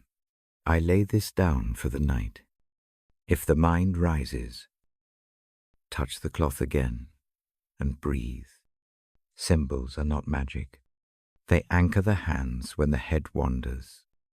There is a gentle paradox here. Letting go does not mean becoming passive. Rest is not a retreat from life. It is a recovery of strength. When rest is practiced, the body and spirit are restored enough to act with steadier care. Mercy then appears in family rooms and workplaces. It comes in the soft reply instead of the sharp. It shows up as patience when schedules clash. These small acts are the daily grammar of grace. Now a short breathing exercise to make rest tangible. Place a hand on the chest. Feel the pulse under the fingers. Breathe in 4 slow counts. Hold a count. Breathe out for 6. Repeat 3 times. With each out-breath, imagine the bench growing near. Imagine the straps of the pack losing tension. The palms may feel warmer. The jaw may unclench. Little shifts matter. As the chest eases, picture the rest expanding into the morning. Not as a one-time event, but as a continuing pattern. When a hard message arrives, pause. Name the burden. Bring it to the bench. Set it down. Breathe. The practice requires patience. It rewards slowly. Over weeks, the nervous system rewires. The hands learn to let go earlier. The heart becomes less reactive. We live in a culture that prizes carrying heavy loads. The posture of constant labor seems noble. The Bible's bedside invitation suggests a different nobility. It honors rest as necessary and holy. It says that the work worth doing does not require crushing the body. It asks that the yoke taken on be kindly made. That is a practical word for living. If sleep resists tonight, do not scold the wakeful mind. Wakefulness is part of the night for many. If wakefulness comes, return to the bench image. Touch the small cloth. Repeat one short phrase inwardly. I lay this down for now. Keep the phrase like a lullaby. Let it not argue. Let it be a steady refrain. Forgiveness and peace grow from these small acts. The hands that learn to set burdens down also learn to hold gentleness. The voice that rests more easily also speaks more kindly. Peace is not a prize given after perfect behavior. It is the daily fruit of practicing small decisions toward mercy. I fold the pages gently now. The lamp keeps its warm circle. Leave one small thing at the bedside to mark the decision. A stone, a cloth, a coin. Let it be a reminder that tonight a burden sits on the bench and the hands are free. Sleep, when it comes, takes in that freedom. Before I leave this small hour, breathe with me once. Inhale slow. Hold the breath for a soft count. Exhale long and steady. Feel the bench beside you. Picture the pack set down. Let the shoulders lower. Let the jaw soften. Let the chest accept a wider space. I will return with another reading. For now, let the invitation sit like a lamp at the foot of the bed. Lay down what presses. Find rest for the spirit. Sleep when it comes, if wakefulness comes instead. Return to the bench and set the pack down again. The invitation waits. The rest is near. I come back to the lamp with the Bible softly closed on my knee. The house breathes slow. My voice is low. Tonight, I hold a short promise in my hands. It says that nothing can separate us from God's love. The sentence is simple. It is wide.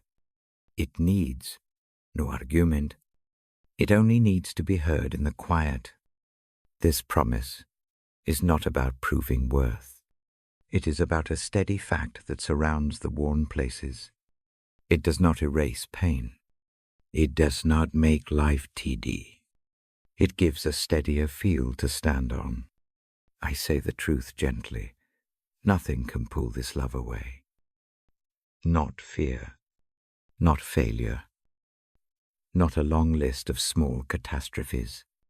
The statement offers a shelter, plain and unassuming.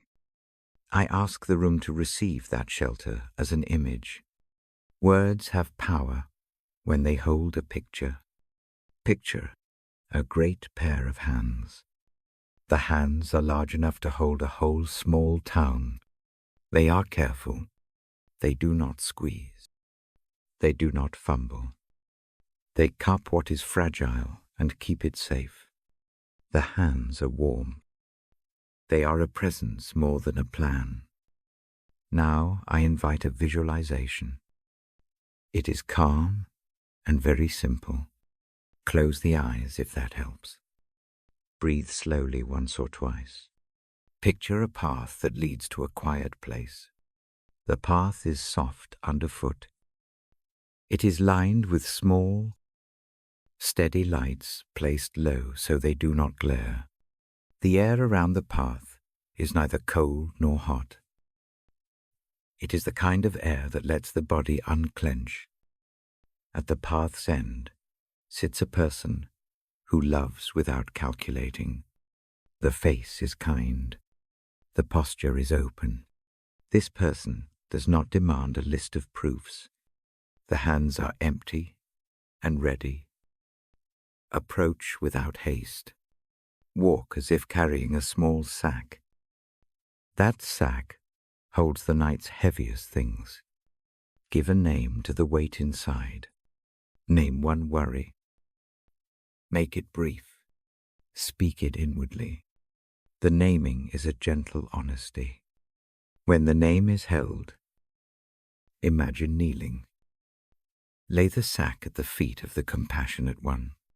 The act is quiet and real. The feet are steady. The sack is real. Drop it down. Here, no clatter. Here only soft settling. The weight leaves the shoulders. The back relaxes an inch. The breath returns to a deeper line. The Saviour then does one small, human thing. Lift both hands and hold you. Not as a teacher, but as a caregiver. The hold is like being wrapped in an old quilt that knows every scar and still welcomes sleep. There is a warmth in the chest that is not forced. The heart that worries learns, slowly, how to uncurl. Skin that tightened learns the permission to soften. Stay with the senses for a moment. Feel an arm across the shoulders. Feel a palm at the back of the neck. Hear a breath that matches your own. There is no long speech. There is simply presence. The presence holds the breath and lets it lengthen. It allows the tear, if one comes, to fall without shame. The body learns to trust the cradle of that absence of judgment. If the mind protests, if it asks whether this is earned, answer only with a quiet look at the fact of being carried. The carrying is not a reward for performance. It is an offered refuge. Imagine a small child brought inside from a cold rain and wrapped without debate. The child did nothing to deserve the towel. The towel is just mercy. Now try a short exercise with me. Keep the chest soft. Place a hand where the heartbeat sits near the ribs. Breathe in for 4 slow counts. Hold for 2 gentle beats. Breathe out for 6 as the air leaves. Picture the worry in the sack becoming lighter by a small measure. Repeat this 3 times. Let each exhale be a small pass of handing over. The rhythm trains the body to trust a hand that will hold even what is broken. Name another small thing. It might be guilt about a word spoken, a fear about tomorrow, the ache of loneliness. Bring it to the path. Lay it at the feet. Feel the same unfolding of muscle. If the list is long, do 1 item at a time. The practice is not about speed. It is about making the act of giving over a safe motion. The hands, remember, after placing a few small things down, imagine the compassionate presence speaking nothing. Instead of words, sense an assurance that cannot be stolen by the mind's panic. The assurance is a firm line. Under the heart, nothing can separate you from this love. Even failure is not a wedge. Even distance is not asunder. The love continues as the ground beneath the feet. If it helps, think of the love as a wide shawl. It wraps the shoulders and drops down to cover the hands. The shawl keeps cold from the bones. It is woven with patience. It has room for doubt and for joy at the same time. There is no contradiction. The two fit under the same fold. This is mercy, practical and present. Pray in a simple way now. Not a long string of words, not a performance. A single breath turned toward the one who holds. Breathe in with the thought, I bring this. Breathe out with the thought, and I am held. Let the prayer be so small that the mind can stay with it. Let the prayer be a lamp placed on the bedside table of the heart. If sleep wants to come, let the holding carry into it. Allow the weight of the day to remain on the path. At the feet, if wakefulness returns, take one slow breath and picture the sack again. Touch the remembered shawl. Remember the palm at the back of the neck. These images are like small cords tied to a stable post.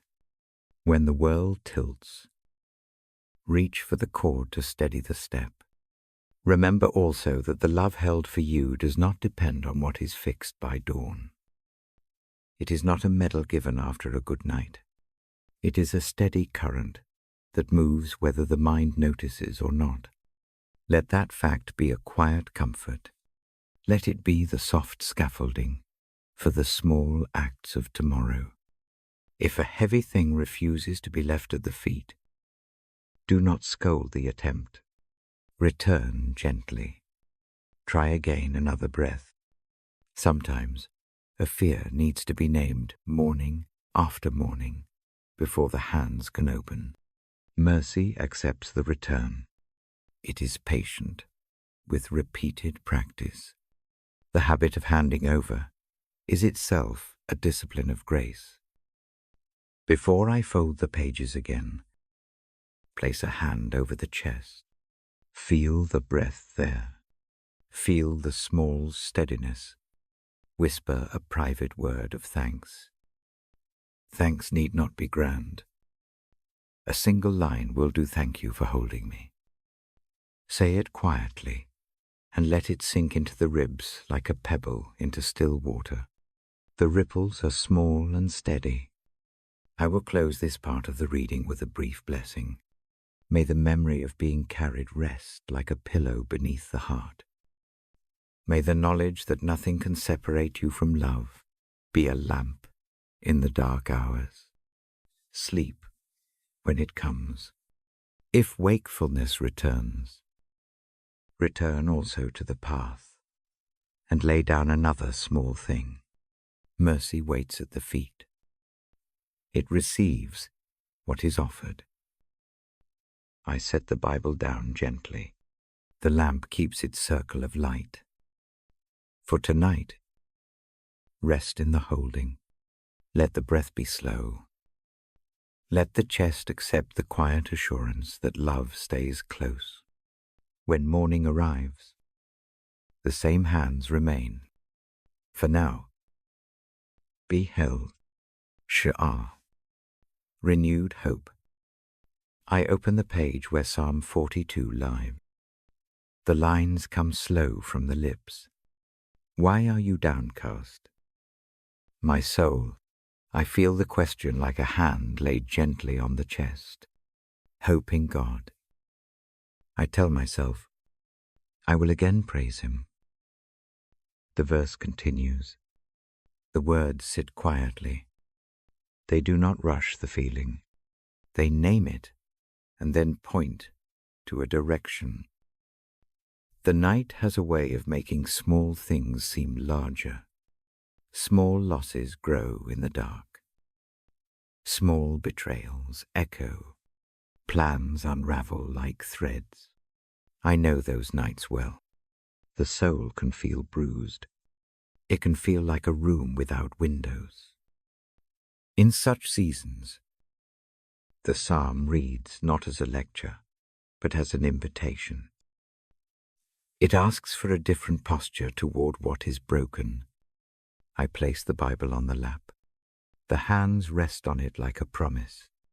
I do not promise to fix everything. I promise to hold the light steady for a little while.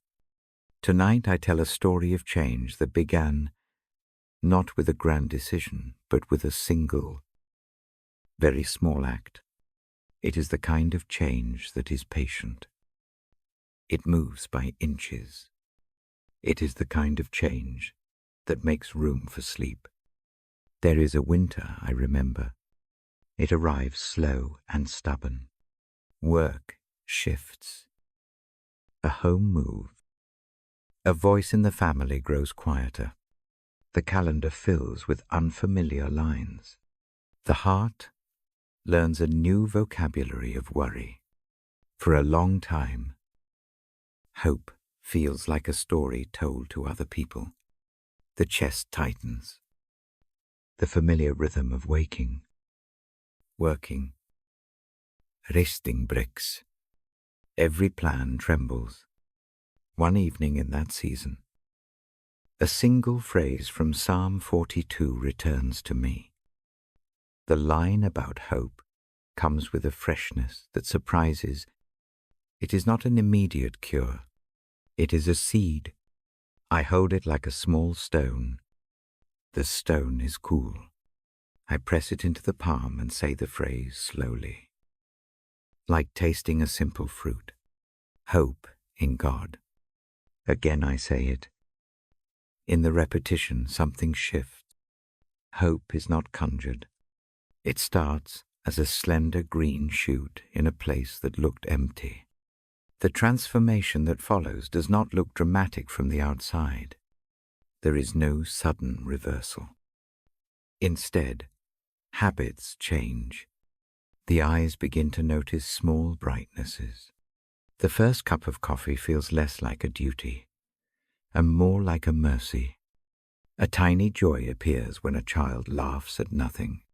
The body accepts an extra half-hour of sleep without self-reproach. The soul keeps an eye out for mercy in small disguises. I begin a quiet practice that night. It is a small ritual, easy to do before bed. I take a single page from a small notebook and fold it in half. On the front, I write only one word tomorrow. I do not write plans. I do not draft lists of achievements. I write 3 small hopes. Note de mots. They are brief and tender. One may be a wish for patience at a difficult meeting. Another may be a hope that a strained conversation will be kinder. The third is usually a mercy I ask for myself to sleep, to breathe, to wake with a lighter chest. Folding the page is an act of trust. I place the folded paper under the pillow. It is not a talisman. It is a reminder. It trains the body to release a little of the relentless carrying. The next morning, whether the hopes come to pass or not, the habit has already moved something. The heart learns a new muscle. It practices holding hope as a small, present thing, rather than as a far-off verdict. A second small practice grows alongside it. I keep a single smooth stone by the bedside. When fear rises, the hand reaches out. The stone is cold at first, then warms. It is a tactile way to steady the mind. The act of touching something real brings the imagination back from far-off places. The stone anchors the present. It anchors hope in small, bodily ways. The stone is a teacher of patience. It shows that hope can be held without being rushed. There is a morning when the change feels visible. A letter arrives with news that once would have struck the heart like winter wind. Instead, a clear place opens. The mind still registers the risk. The heart still trembles. But the trembling does not rule the whole room. The breath has a steadier measure. The body can sit with the news rather than be carried away by it. Praise rises not because everything is perfect. It rises because the soul recognizes a faithful thread running beneath the chaos. Praise is not always loud. Sometimes it is a small listing of things that remain unbroken. A steady hand, a neighbor's small help, a meal that warms. I practice this listing in a soft, private way. When the mind wants to spiral, one tiny item is chosen. It is spoken inwardly and held. That single named thing becomes a hinge. The hinge lets the mind swing from despair towards something like gratitude. The movement is modest. It is nevertheless true. Hope grows within such small habits. It becomes a steady companion rather than an occasional visitor. The Psalm's command to hope is not a stern order. It is a hand extended toward a slope that looks steep. I take it a step at a time. The steps are small. The slope is made of familiar stones. Each step counts. There are nights that return where the old ache rises again. The past can loop its own shadow. When that happens, the practices are gentle and forgiving. I do not scold the mind. I do not demand quickness. Instead, I choose an image that is quiet, an ember under a bank of ashes. The ember holds warmth, even when the fire seems out. Hope is that ember. It is not always visible. It is nevertheless alive. It only needs air, a breath, to glow again. So I breathe with purpose. I breathe in slowly and imagine a small wind stirring the ember. I breathe out and watch the ash settle less heavily. The practice is bodily. It does not argue with the reasons for sorrow. It simply feeds the ember enough to show a small light. The image is simple. It keeps the night from feeling absolute. Another part of the transformation is learning to speak of future praise, not as a way to deny the present pain, not as an avoidance, instead as a way to rehearse hope in the voice. Before sleep I whisper, inwardly, one small phrase of praise. It can be a recollection of a kindness from the day. It can be the memory of a word of forgiveness. The voice moves slowly. The tone is soft. The mind does not need elaborate sentences. A single, honest phrase is enough to remind the heart that praise and grief can live side by side. A practical step I offer to listeners now is to keep 3 tiny cards in a box. Each card holds a short memory of mercy, not a triumph, not an item for social proof, a mercy that felt like a saving hand. On hard nights, pull one card, hold it, and let its memory be a small lantern. The lantern does not banish the dark. It simply shows a way to move a few feet forward. Habit builds trust by these small repetitions. I tell this story because hope does not always look dramatic. Most often it is humble. It arrives in the care of ordinary hours.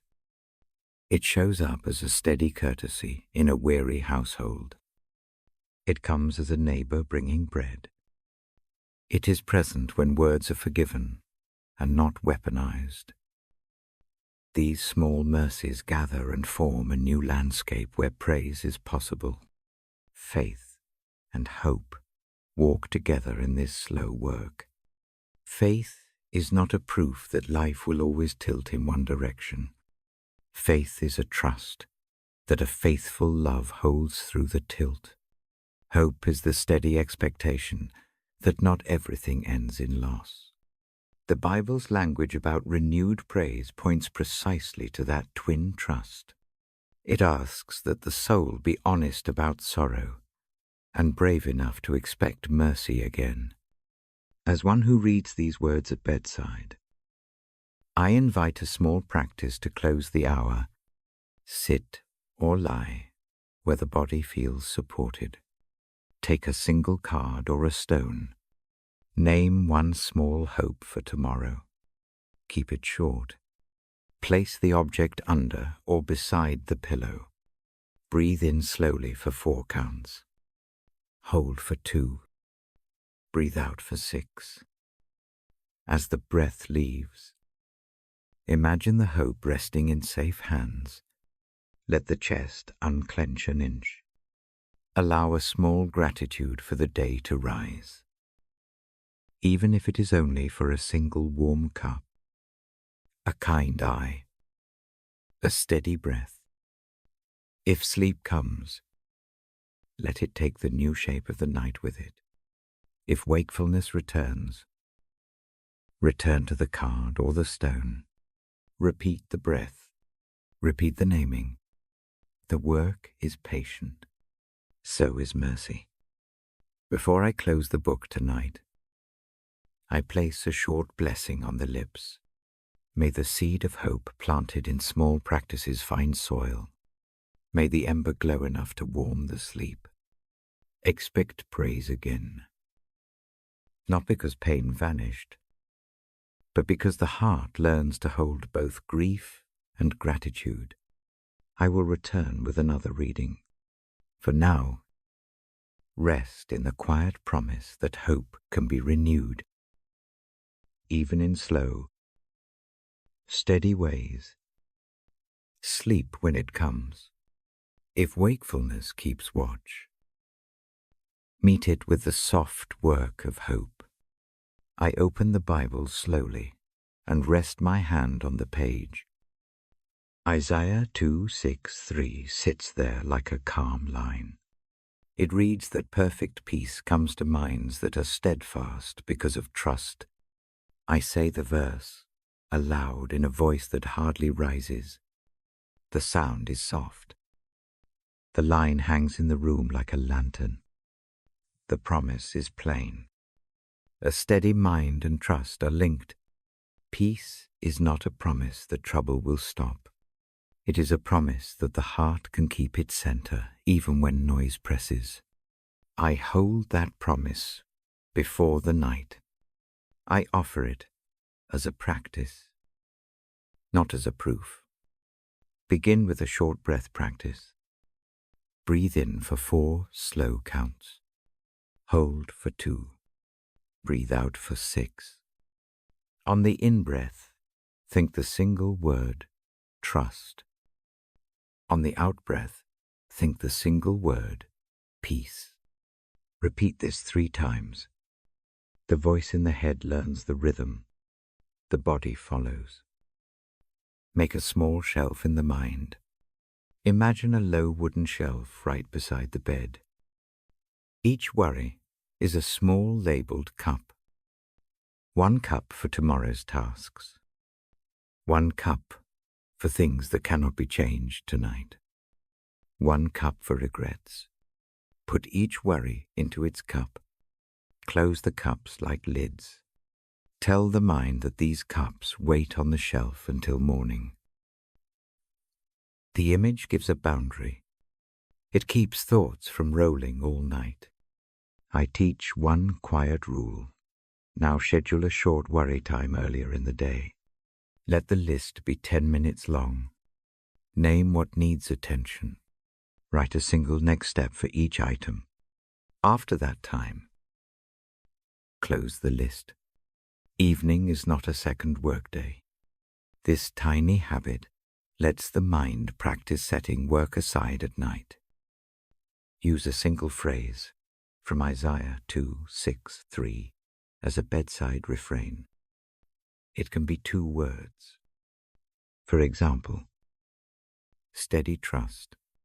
Say it softly once. Then again, as breath lets the chest ease. Repetition trains the mind to come back when it wanders. The phrase is not a talisman. It is an anchor. Practice a gentle grounding of the senses. In the quiet of the room, notice 3 sounds. Name them softly in your head. Then notice 2 textures under the hand blanket. Linen. Skin. Finally, find 1 small scent, a book. A lamp oil. A cup of tea. This odd count pulls attention out of the loop of worry and into the room that is here. The mind rests when it has something small and steady to hold. When thoughts become loud, try a soft distancing exercise. Imagine each thought as a leaf on a pond. Place the leaf at the edge and watch it float out past the small island, past the reed, until it disappears in the dusk. Do not chase the leaf. Do not grasp it. Watch the pond. Take it. The image trains a habit of gentle release. Make a little ritual to close the day. It need not be elaborate. It can be folding a handkerchief, placing a cup of water on the nightstand, or laying a brief note with one simple hope for tomorrow. These acts teach the hands to finish the day. The mind learns from the hands.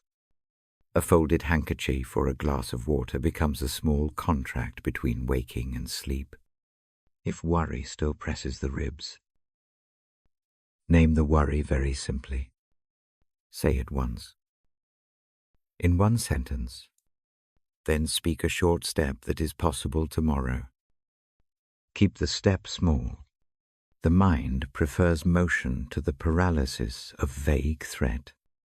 A small step is enough to quiet the insistence that everything must be solved at once. Choose one short passage of scripture to carry like a lamp. Read it slowly until the words feel familiar. Let a single line lodge in the memory. When the night grows thin, hum that line inwardly. The familiarity of the verse becomes a gentle rhythm for the mind to rest against. Isaiah's promise is a fitting choice. Let its breath shape the breathing. Create a peaceful environment for sleep. Dim the light earlier. Keep the bedside uncluttered. Put the phone away in a drawer or another room. If a lamp is used, choose a warm, low bulb. The room speaks to the body. A softer room asks the nervous system to slow. Practice acceptance as a nightly skill. When an anxious thought comes, do not argue. Say softly, "This is here." Allow the feeling 30 seconds, then move the attention to the breath or to a small phrase. Acceptance is not surrender to worry. It is refusing to be ruled by it.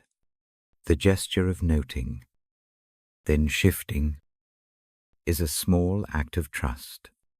Try a short muscle scan before sleep.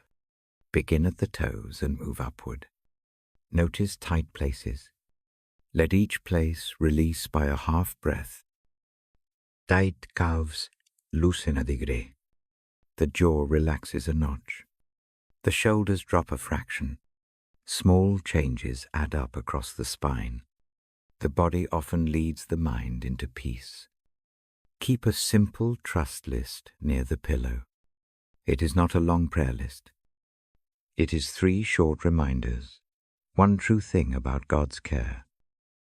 One fact about the body's need for rest. One small mercy received that day. Read the list slowly before sleep. The items are small gates that let peace in. If night waking happens, have a plan that is soft and steady. Sit up slightly. Place feet on the floor. Breathe. Bring to mind one small truth. God keeps the mind that trusts.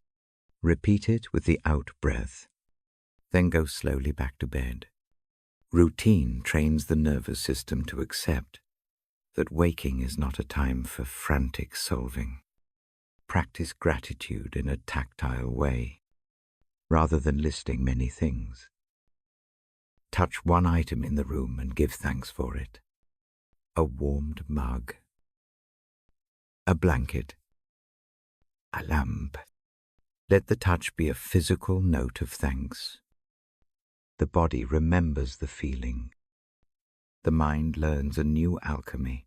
Simple thanks turns a tense muscle into a softened one. Keep the language inside. Small, long internal stories amplify worry. Short, true statements steady the mind. Use brief sentences for the inner voice. Speak them as if reading from a small card. Truth needs the space of short speech to take hold. If trust feels distant, return to the simplest practices first. Repeat the trust breath. Touch the shelf of cups in the mind. Say the 2 words, steady trust. Do not expect the whole night to rearrange. Expect a small margin. That margin is enough to let sleep enter. At times the body carries old storms. The mind then tries to solve what the body remembers. Offer the body a caring touch. Place a hand lightly over the heart. Feel the warmth. Speak inwardly. A single line, I am not alone. The physical act supports the verbal trust. When the mind worries about control, try a small reframe. Replace the demand for certainty with a short question. What is the next faithful thing? The next faithful thing might be resting. The next faithful thing might be kindness offered tomorrow. Faithful. Next steps. Ground the mind in action, rather than in endless forecast. Let the bedside reading be slow. Read Isaiah 26:3 again. Softly this time. Let the verse fall across the room like rain. Allow it to be a quiet covenant. The mind that trusts is kept in peace. Do not press the words. Let them settle like dust on a shelf. I close with a small invitation. Take 3 slow breaths now. On the in-breath, think the word trust. On the out-breath, think the word peace. Fold a single thought onto a shelf. Place a short note with one small hope under the pillow or near the lamp. Keep the room soft. Let the verse live as a low light beside the bed. I put the Bible down gently. The lantern in the mind stays. The promise of peace waits like a low fire. Trust anchors the mind. The night then becomes a place to rest. I will return with another reading. For tonight, let the calm settle. Let the breath be slow. Let the mind rest in trust. I come back to the lamp with Colossians 3:13 in my mind. The verse sits like a quiet instruction. Bear with one another. Forgive as the Lord forgave you. I place the line gently on the table between the words of the night and the ordinary tasks of the day. The lamp throws soft light. The sentence is small and clear. Forgiveness often sounds like a grand thing. It can be spoken of as a single, heroic act. Tonight, I want to make forgiveness ordinary. I want to show it as a small daily way of walking. Forgiveness can be the shape of how people meet across a kitchen table. It can be the way someone listens when another stumbles. It can be a repeated, practical habit. Think of forgiveness as walking beside someone, step for step. 2 people on a path do not have to run ahead to make progress. They match pace. They notice uneven stones. They reach back when one trips. The action is quiet. It requires attention and curiosity more than a sudden leap. Begin with a simple posture. Sit where the body feels supported. Place a hand lightly on the lap.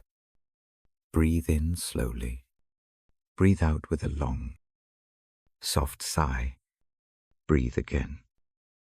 Each breath grounds the next small act of mercy. The work of forgiveness often begins in the body, before it reaches the mouth or the hands. Forgiveness in daily life looks like this, noticing first. Notice the small wound that keeps returning. Notice the repeated phrase in the head. Notice the place the body tightens when a certain name appears. Naming softens the shape of the hurt. It makes it manageable. When a thing is named, it becomes possible to carry it without letting it control the whole journey. Then comes listening, not the listening that plans answers, not the listening that rehearses argument, a gentle listening that asks only to understand. To listen like this is to make room near the heart for another's truth. It is to let the story be told without interruption. It is an act more of presence than of persuasion. I tell a story to make this ordinary shape feel real. It is a small story of friends who found their way back to one another. The memory sits close because it was simple and true. They worked together on a small community table. Each brought labor and love. Over time, small frictions grew. A deadline missed. A sharp reply in a hurried moment. A promise that was not kept. Pride kept the list growing. They stopped meeting for coffee. They exchanged fewer messages. The work continued, but the ease had gone. One evening, both arrived at the table for a meeting they no longer enjoyed. The room felt small. The chairs were unchanged. The air had shifted, rather than begin with accusation. One person suggested a short walk after the meeting. They agreed. Awkwardly, walking felt safer than talking across the table. On the path, they carried nothing heavy in their hands. Their words were at first small. Each shared a single memory of what had hurt. No long recitation. No attempt to settle everything in a single breath. They listened. They asked one short question. What were you trying to do in that moment? It opened a door. Hearing the intention changed the shape of the hurt. One heard that the missed deadline had come from a household emergency. The other heard that the sharp reply had been fear, not malice. Understanding did not erase feeling. It simply put feeling beside context. Where context grows, anger loses some of its heat. Both then named the temptation that had kept them from speaking sooner. Pride, embarrassment, the fear that apology would be a losing move. Naming the reluctance made it less mysterious. It became a thing that could be touched. They both said they had kept lists in their heads. They admitted to holding on to small injuries longer than needed. There was no performance of repentance, only humble confession.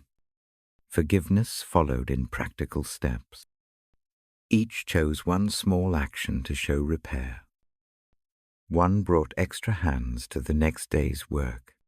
The other wrote a brief note of thanks and left it where the meeting materials rested. There was no grand ceremony. The acts were quiet. They were ordinary and faithful. The shared work regained its rhythm, not because everything was perfect, but because both began to practice mercy in small, repeated motions. The friends agreed to a new habit. Before each meeting, one of them would ask the single question about intention. Before leaving the table, they would name one small success from the day. They bound their relationship with tiny, steady practices rather than with heavy promises. Over time, the old tension loosened. The table felt again like a place where people could fall and be helped up. This is forgiveness walking. It is mutual. It is not one person giving and another only receiving. It is both learning to bear and to be borne. Mutual understanding grows slowly, like moss on a stone. It does not rush to bloom. It needs damp and shade and steady attention. Forgiveness, as an everyday practice, also has edges. It does not demand unsafe returns. It does not ask to ignore repeated harm. The small acts of mercy are meant for relationships that can be mended with care, where harm persists and patterns remain dangerous. Forgiveness often works with wise boundaries. To forgive while protecting the self is not a contradiction. It is prudence and mercy held together. Try a brief practice now. Close the eyes if that comforts. Picture a short path under soft light. On the path, tie a small cloth into a loop. The loop holds one single knot. Name a single small grievance. It can be recent or older. Imagine taking the knot between two fingers and untying it slowly. No hurry. Each tiny pull loosens a loop. Watch the knot unwind. If a new memory pulls, let it pass like a bird above the field. Keep with the one knot until it relaxes. When the knot opens, lay the cloth on a flat stone. Take 3 slow breaths. With each exhale, imagine a little space arriving between the shoulders. Offer one small gesture in the mind: a cup of tea, a short note, an extra hand with a task, a clear boundary for safety. These gestures are the steps that teach muscles how to behave differently. Forgiveness also asks for patience with oneself. The mind will return to old grievances. The habit of recollection is strong. When the mind brings the memory back, repeat the simple untying. No scolding, no demand for immediate change. Mercy trains by repetition. Forgiveness grows by doing the same small act again and again. A nightly ritual helps. Take a piece of paper. Write a single short line about one small hurt.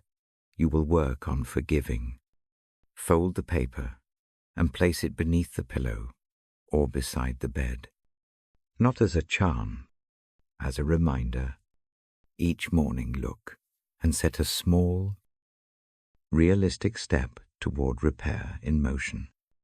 It could be a call, an offer of help, or simply a decision to listen without planning the next rebuttal. Daily steps matter more than grand apologies. Remember that forgiveness carries an unexpected gift. Letting go of a remembered injury often frees time and energy for care. The grip loosens, and the hands find space to hold new things. The heart can more easily make room for small joys. The daily practice of releasing grudges becomes a way to live lighter.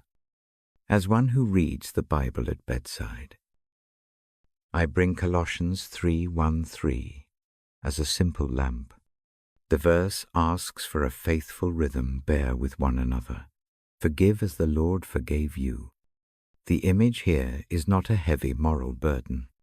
It is an invitation to practice walking together with gentleness.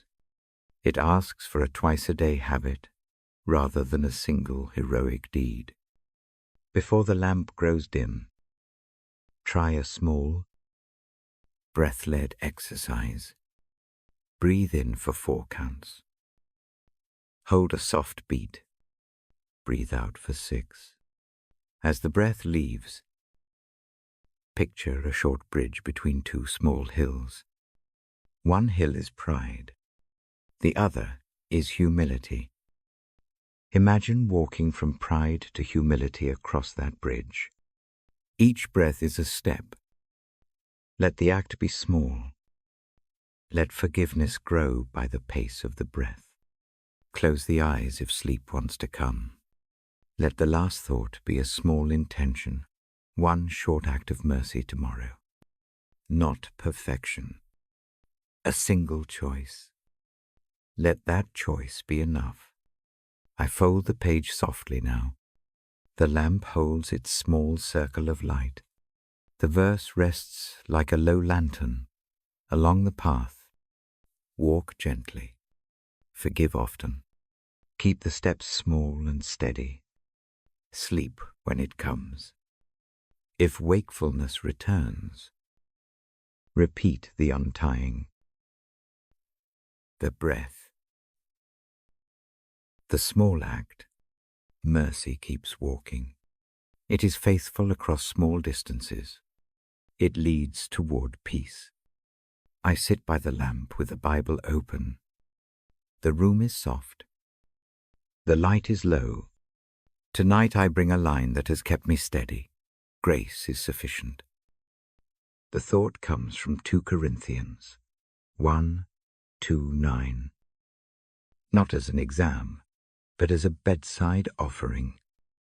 I hold it like a thin cloth placed over tired hands. I speak slowly. I keep sentences small. The idea is simple strength, sometimes arrives through what we name weakness. That is a startling thought. It does not mean weakness is pleasant. It means weakness can be the place where mercy works most clearly. I tell a true and small story. Once I tried to carry everything alone. The work seemed straightforward. A project needed attention.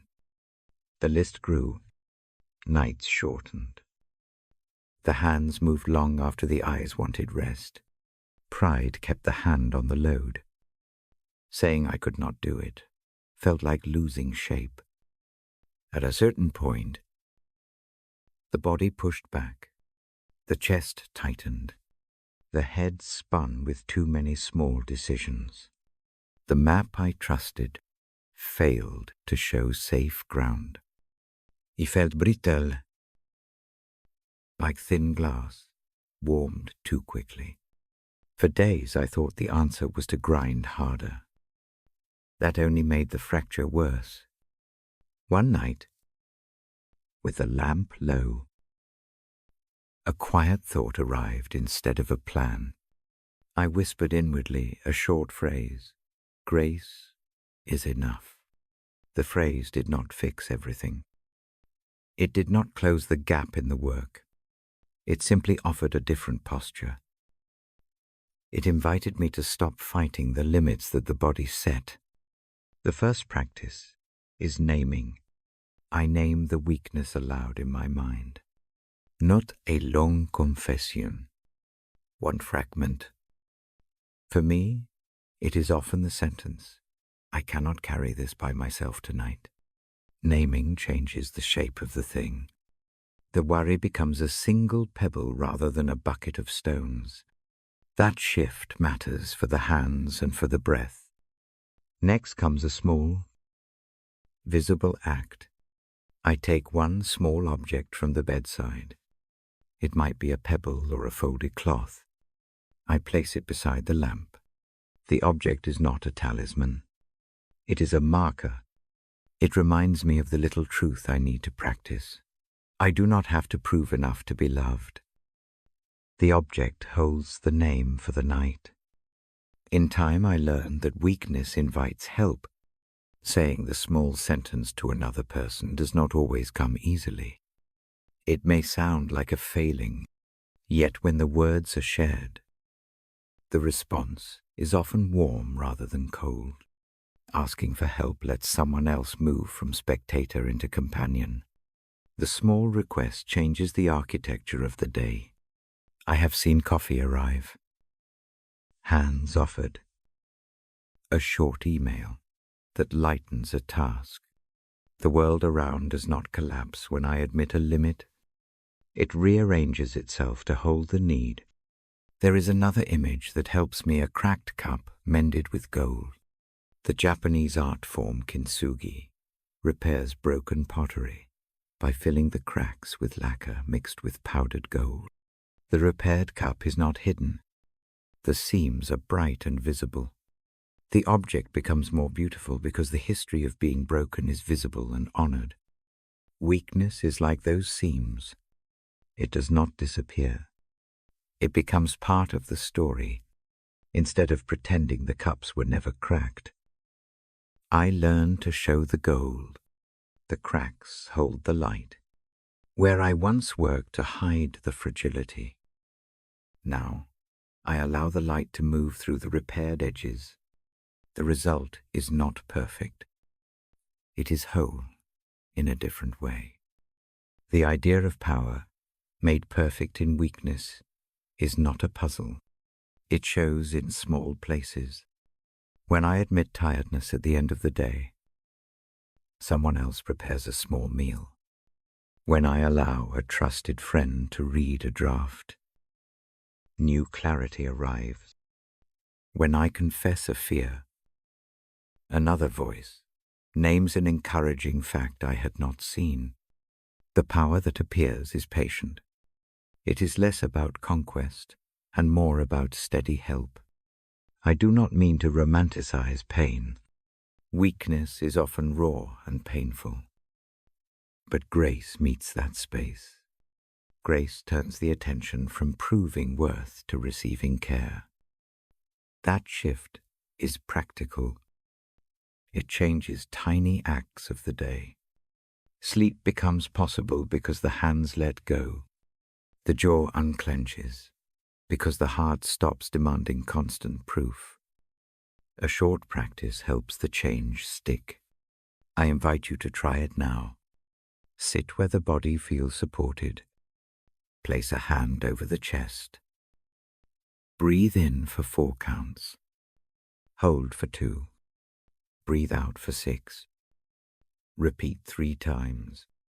With each out-breath, send the named weakness into the small object by the lamp. Imagine the object taking the edge off the weight. Next, imagine a strand of light running through a crack. See it travel slowly from one side of the break to the other. The light does not fix as a machine does. It fills and warms. It makes the seam less raw and more like a path. Hold the image quietly. Do not rush it. The mind learns by repetition. I speak of accepting help in small steps. The first steps are modest. A short phone call to a friend. A note to say, I need 1 hour. Asking for a hand with a task. Saying, I will rest this evening. These things look ordinary. They are powerful because they change the habitual story. The story that used to say, I must always be enough fades. Another story grows, I am cared for when I am small. There is a different kind of strength that rises here. It is not the muscle that wins a contest. It is the steady resilience that keeps coming back. It is the ability to start again after a low night. It is the patience to take small steps and to accept repair instead of demanding immediate wholeness. This strength is quiet. It does not need applause. It shows in a calmer breath and an easier sleep. I hold another practice for the hands. Take a sheet of paper. Write one small weakness on it. Fold the paper once. Place it under the pillow or beside the bed. The paper is not an admission of failure to be replayed. It is a trust exercise. Each morning, unfold the paper and write one tiny step you can take that day to honor your limits. The steps will be small. They are meant to be doable over days. The habit teaches the hands and the heart differently. The power of grace also teaches mercy toward others. When I accept my own weakness, patience toward the weaknesses of those close by grows. The inner ledger that tallies faults loosens. A gentle word replaces swift judgment. People are human. I notice this as a relief. The home feels softer. Conversations lose the edge of needing to win. Mercy moves in both directions. If you have worry that speaking weakness will cost you, test it in a small place first. Share a small thing with a person you trust. Note the response. Most often, a real human will meet the request with kindness. Sometimes the response disappoints. That is part of living with risk. Yet most nights, The act of testing changes the internal script. Not everyone will withdraw. Many will draw nearer. There are nights when weakness is deeper than fatigue.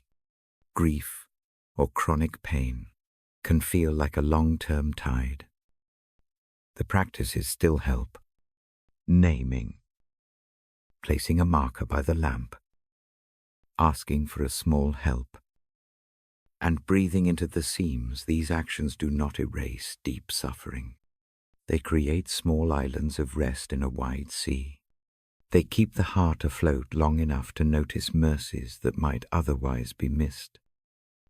Grace is not passive. It moves. It meets the weak place with power that looks like gentleness. It arrives as patience, as help, as quiet rearrangement of a load. It is not dramatic. It is faithful. It comes often through other people, but also through an inner softening that allows rest. I offer a short closing practice now. Place a hand on the place that feels most tender. Breathe in for 4 counts. Hold a beat. Breathe out for 6. On the in-breath, say quietly, "Grace meets me." On the out-breath, say, "And I am held." Repeat this twice more. Keep the voice inward and gentle. Let the words sink into the ribs, not into argument. If sleep comes soon, lid it. Let the act of handing over be the last movement before the eyes close. If the mind wakes in the night, return to the pebble beside the lamp. Touch it with 1 finger. Repeat the short sentence. A small ritual steadies the nervous system. Mercy returns again and again as a simple habit. I will place a gentle reminder beside my own lamp tonight. A folded note, a smooth stone. I do this not because the load vanishes, but because the habit matters. The habit teaches the body that even when the hands fail, grace still moves. The body learns to rest. The heart learns a new kind of strength. Before I close the pages, breathe once with me. In, hold softly. Out, imagine the cracks filled with a warm light. Let the light be enough for the night. Let the small seam be visible. Let the gold be admired for what it reveals about the journey. Sleep when it comes. If wakefulness returns, return too to the pebble and the phrase. Grace meets the weak place. Power begins there. Rest now. Shalom. Unity in God's presence. I open the Bible and place a hand on the page. Tonight I think of a prayer that asks not only for each of us, but for all of us together. The language is simple. It asks that we be one. It asks that the life we share be rooted in love so ordinary it can be lived at a kitchen table. I read aloud, softly, the sense of that prayer. I do not argue theology tonight. I hold the request as if it is a small lamp. It shows a shape, people joined by a kind of grace that does not erase difference. The lamp is quiet. It asks nothing dramatic. It only asks that we learn to hold one another with the tenderness God gives. Unity is not sameness. The community I know looks like a woven cloth. Threads vary in color and texture. Some are bright, some are dull. Each thread does not need to become the others. Each thread simply needs to bear the tension of being near. Love is the loom. Grace is the hand that guides the strands. Together the cloth holds warmth. I tell a story that may help the image sit easy. A small town sits near a wide plain. Winters come long there. One year, a storm rips through the roofs and walls of ordinary days. Power goes out. Roads filled with fallen branches. The storm does not announce itself with heroic drama. It simply rearranges life into urgent, small tasks. Neighbors notice first. A woman who usually tends her garden goes from bed to bed in the row of houses to check on the old and the young. A man who fixes the roof for a living loses his own shingles. He borrows a ladder and a warm meal. A child learns for the first time that a warm room can be a shared thing. Meals are passed across thresholds. Tools move from one hand to another. Conversations begin at porches and continue until the lamps are nearly spent. At the heart of these movements is a low, steady belief. It is not announced with signs. It is more a practice than a theory. When someone arrives with wood for a stove, the giver expects nothing in return. When an anxious parent cannot sleep, others take the baby for an hour. When someone errs in a hurried word, the offense is not turned into a public ledger. Instead, the person is met with patience and a quiet request for repair. Grace here is practical. It looks like extra blankets, like an offered sandwich, like a shared engine of a truck. Love here is not an abstract concept, but a series of hands. Those hands pull, lift, and steady. They are not perfect. They sometimes fail. They apologize. The apologies are short and honest. The community keeps going. I watch the way this weaves into a deeper unity. People begin to speak in the plural. The sentence I hear becomes we. Not only I. We gather near the fire. We put the children to bed together when the moon is high and the sky is cold. We pray, not as a public performance, but as a small act that binds the frayed edges of the day. Unity in God's presence has a gentle claim. It asks that the love that holds us also be passed on. It asks that mercy be given more readily than accusation. It asks that when someone falters, another hand is ready to lift rather than to tally. This is not a demand for heroic virtue. It is an invitation to ordinary kindness that becomes extraordinary by repetition. One evening, a family new to the town sits in a dark kitchen. Their language is different. Their jokes land slowly. A neighbor brings a pot of stew. No speech accompanies it except a small note. Bring this back when you can. The note is simple. Its meaning is large. It says you belong. The family weeps in private and then eats. Sleep falls on the household with a less jagged edge. Unity can be quiet like that. It is the steady work of putting other lives in the center of small decisions. It is making room in schedules for someone whose life spun differently. It is forgiving soon. It is helping without calculation.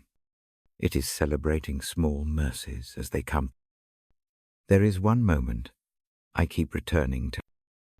Several families meet at a ruined community hall, the morning after the worst of the storm. The roof has a hole, but the walls stand. People set up benches. One person brings a guitar. Another brings a kettle. A small circle forms. No sermon is given. Instead, a short reading is offered from the Bible. The prayer that follows is quiet. It is not about explaining the storm. It is about asking for the courage to be present to one another. That courage looks like an unhurried hand in a hand. It looks like a neighbor keeping watch while another rests. It looks like children learning that the work of care is not a adult-only job. The circle grows not because everyone agrees about everything, but because the center of the circle is a love that is patient and kind. The love holds the differences without needing to resolve them at once. I ask you to imagine one of your own circles, perhaps a workplace, perhaps a cluster of neighbors, perhaps a family that juggles time and tiredness. See the ways small acts of mercy could be practiced there. A late meal offered, a text that says, "I see you," an apology that is brief and real. These acts do not require grand courage. They ask only for a little steadiness. Unity, like this, asks for humility. It asks that the hand, which holds on tight, sometimes release. It asks that the voice that insists soften. It asks that the mind that keeps score put down the ledger. Mercy does not require forgetting. It requires choosing not to let scores run the household of the heart. Before I close this part, I offer a brief practice. Sit with the body supported. Place a hand lightly on the lap. Breathe in slowly. Breathe out longer. Think of one person in your circle who needs a small mercy tonight. Do not exhaust the list. Name only one. Picture a single small action. It can be a message, a kind note, an offer to help with a simple task. Imagine placing that action gently into your hands, and then handing it across the space to the other. Feel the movement of giving without a performance. Let the breath carry the intention. Unity in God's presence grows in such small moves. It is not a project for strong people alone. It is a practice for tired hands and tender hearts. It teaches that love binds more surely than agreement. It shows that grace, when passed along, becomes a shared shelter. Keep the image of the woven cloth. Notice the color you bring. Notice the color of those near you. Let the loom of mercy work between the fingers. Je dis, à tranquille night. I return to the lamp for a final. Gentle hour. The Bible lies closed or open as you prefer. The house breathes slow. My voice is low. Tonight, I speak simply of rest and of the small rituals that make night kind. Begin with a single breath. Inhale slowly. Hold a soft beat. Exhale long and gentle. Repeat once more. Let the rhythm match the quiet in the room. A tranquil night arrives, not like a curtain dropped at once, but like a tide that pulls the shore piece by piece. The movement is slow. It is steady. It asks for few words. It asks simply that the body be given permission to soften. Make the room comfortable. Adjust the pillow. Fold a blanket across the lap. Set out a cup of warm tea if that pleases. Small comforts matter because they teach the body that the world is safe enough to let go for a while. I read a short portion now in my heart, not to judge the day but to bless it. The words of Scripture sit like a cool hand on the chest. They do not erase the day's trouble. They steady the ribs. They remind the heart that mercy is near. If the mind returns to lists, meet it with a small practice. Keep a sheet and a pen by the bedside. Name only 3 things that must be done tomorrow. Write one small first step for each. Close the sheet. Place it aside. The act of transferring a worry to paper often makes it less vivid in the bones if grief presses in. Do not rush it. Offer the grief tea and a chair. Sit with it for a moment. Acknowledge its shape. Then breathe and place a gentle hand over the chest. Let the breath be the bridge between the ache and the warmth that waits. If forgiveness is needed, recall the warm water image of earlier tonight. Place the small hurt into imagined water. Let the edges soften in the mind. The work is slow. It is humble. It may take many nights. Repeat the practice as often as the memory appears. If unity is on your heart, think of one quiet act to practice tomorrow. A short question asked with curiosity. A shared coffee. A small apology. Let the act be doable. Let it be small enough that the body does not resist. Unity grows by repeated, tender choices. Now, a guided breath to close. Inhale for 4 counts. Hold 1 soft beat. Exhale for 6. Picture each exhale laying a gentle blanket across the shoulders. With each breath, the shoulders drop. The jaw unclenches.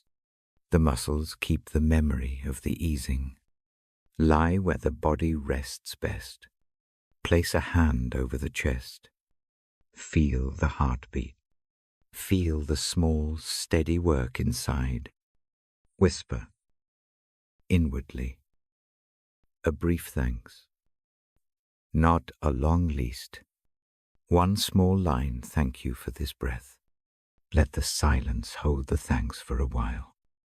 If sleep comes soon, lid it.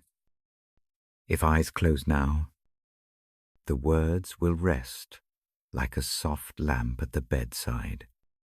If wakefulness returns later, return to the breath, to the small sheet with tomorrow's steps, to the imagined woven cloth of community. Repeat the practices.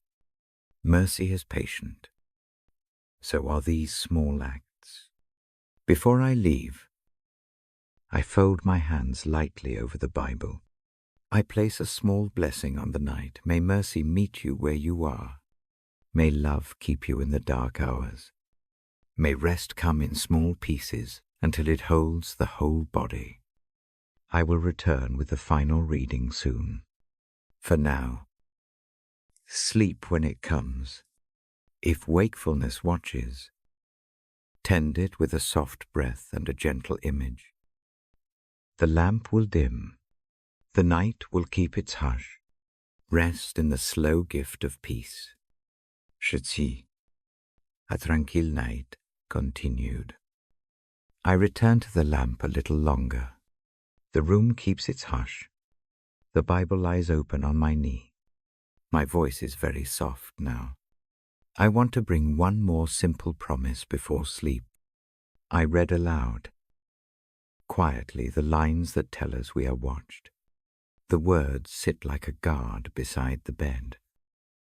They say that the one who keeps us does not slumber. They say that the feet will not be moved. I let the lines hang in the air like a small lantern. Listen with the heart. The promise is not a magic that removes every fear. It is a steady fact. Someone watches through the long hours. The watching is not anxious. It is calm and sure. It keeps a corner of the night safe. Picture a watchman who does not pace. He sits under a soft sky. He watches with gentle attention. His eyes are kind. His hands rest easily. That steady presence is the manner of care. These lines describe. I guide a simple visualization now. Close the eyes if that helps. Breathe in slow. Breathe out longer. See the room.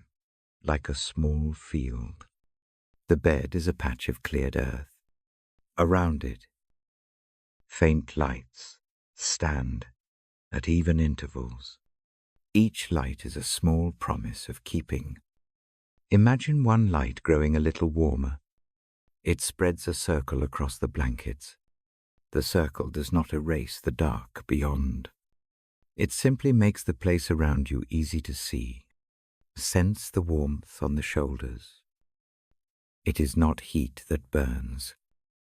It is warmth that comforts. Now imagine a pair of hands lifted in small, watchful posture.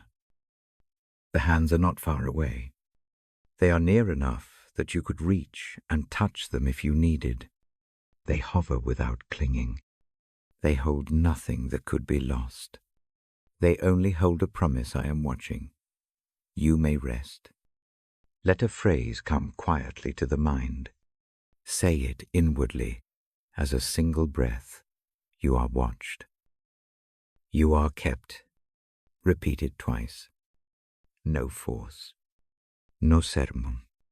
Just a whispered assurance. The phrase is a small bell in the room. Each ring slows the heart a little. If the body resists, place a hand where the breath feels nearest the chest or the belly. The touch is a way to register that the promise is for flesh and bone, not only for thoughts. Feel the heartbeat under the palm. The pulse and the promise meet there. Think of Psalm 1, 2, 1, 3, 4 again. Its image is a watch that never sleeps. That meaning matters because the night can feel like a long road. To know that the keeper does not slumber changes how the road is walked. It will not remove the bends. It simply gives a steady lantern along the way. Try a small practice to make the watchfulness tangible. Lie where you rest best. Breathe in for 4 counts. Hold 1 soft beat. Breathe out for 6. As the breath leaves, imagine placing 1 small worry into the circle of light at your feet. Watch the light take the worry like a moth drawn to a flame. The worry is not destroyed. It is held. Repeat with 1 more small thing, a fear of tomorrow, a sting from the day, a sorrow that lingers. Each thing is set into the watchful light. The act is not about forgetting. It is about giving over. Giving over changes muscle memory in the chest. If tears come, let them. The watch does not scold. If laughter rises, allow it too. Both are human. Both are welcome in the circle of keeping. The image holds both, without requiring that one be fixed before the other. Stay with the image for a few breaths. Let the light grow into a felt reality. If sleep arrives, let the light follow as a companion into the dream. If wakefulness returns later, return to the circle of small lights. Place another small thing there. The practice is simple and repeatable. Before I close this hour of the night, I say a short prayer with you, not a long speech, a single offered breath. Breathe in and think quietly, thank you for keeping. Breathe out and think I will rest. The prayer is small. It is enough. The lamp by the bedside keeps its steady glow. The psalm's watchfulness stays like a low keeper at the door. Rest can come not because the world changes, but because the heart learns that someone watches and will not sleep. Shabbat. Closing blessings. I fold the page of the Bible with care. The room remains still. My voice drops to its softest register. This final hour is a blessing. Simple, and sincere. I will speak short sentences now. Each one is a small benediction. Hear them as if placed on the forehead, on the hands, on the chest. May you be kept through the night. May a gentle watch stand near your door. May nothing uproot the small peace that arrives in breath. May the hands that have labored find rest. May the mouth that spoke hard words find gentleness in the morning. May tired eyes be soothed. May shoulders lower by a degree or two. May mercy meet whatever you carry. Mercy for the small failings. Mercy for the heavier wounds. Mercy that does not require proof. Mercy that waits in the dark with light in its palm. May grace come as a gift, not earned, not demanded, given to ease the chest, given so that the body may sleep without tallying worth. May forgiveness find a way into small rooms. May cords loosen like old ropes. May you learn the small habit of letting go a single knot at a time. Let the heart unburden. Slowly and kindly. May hope be renewed in small measures. May one tiny joy arise tomorrow. May praise return. Not forced, but like a warm cup offered after a cold day. Let hope be patient and steady. May stillness teach you how to listen. May the breath be a teacher of peace. May you learn the small movements that make the night kind. May unity with those you love be simple and true. May hands find each other easily. May grace soften the ledger in your head. May the woven cloth of community keep you warm. Now a short word for the body. Place a hand upon the chest. Feel the rise and fall. Rest here for one gentle breath.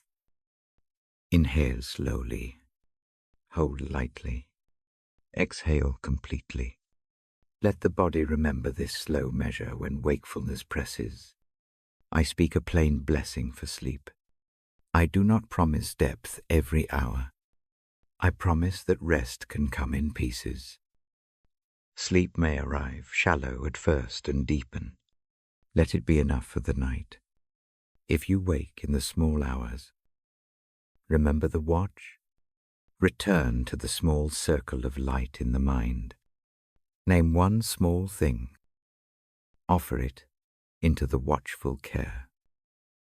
Breathe and lie back down when the body is ready. Keep a small token by the bedside if it helps a stone, a scrap of cloth, a small folded note.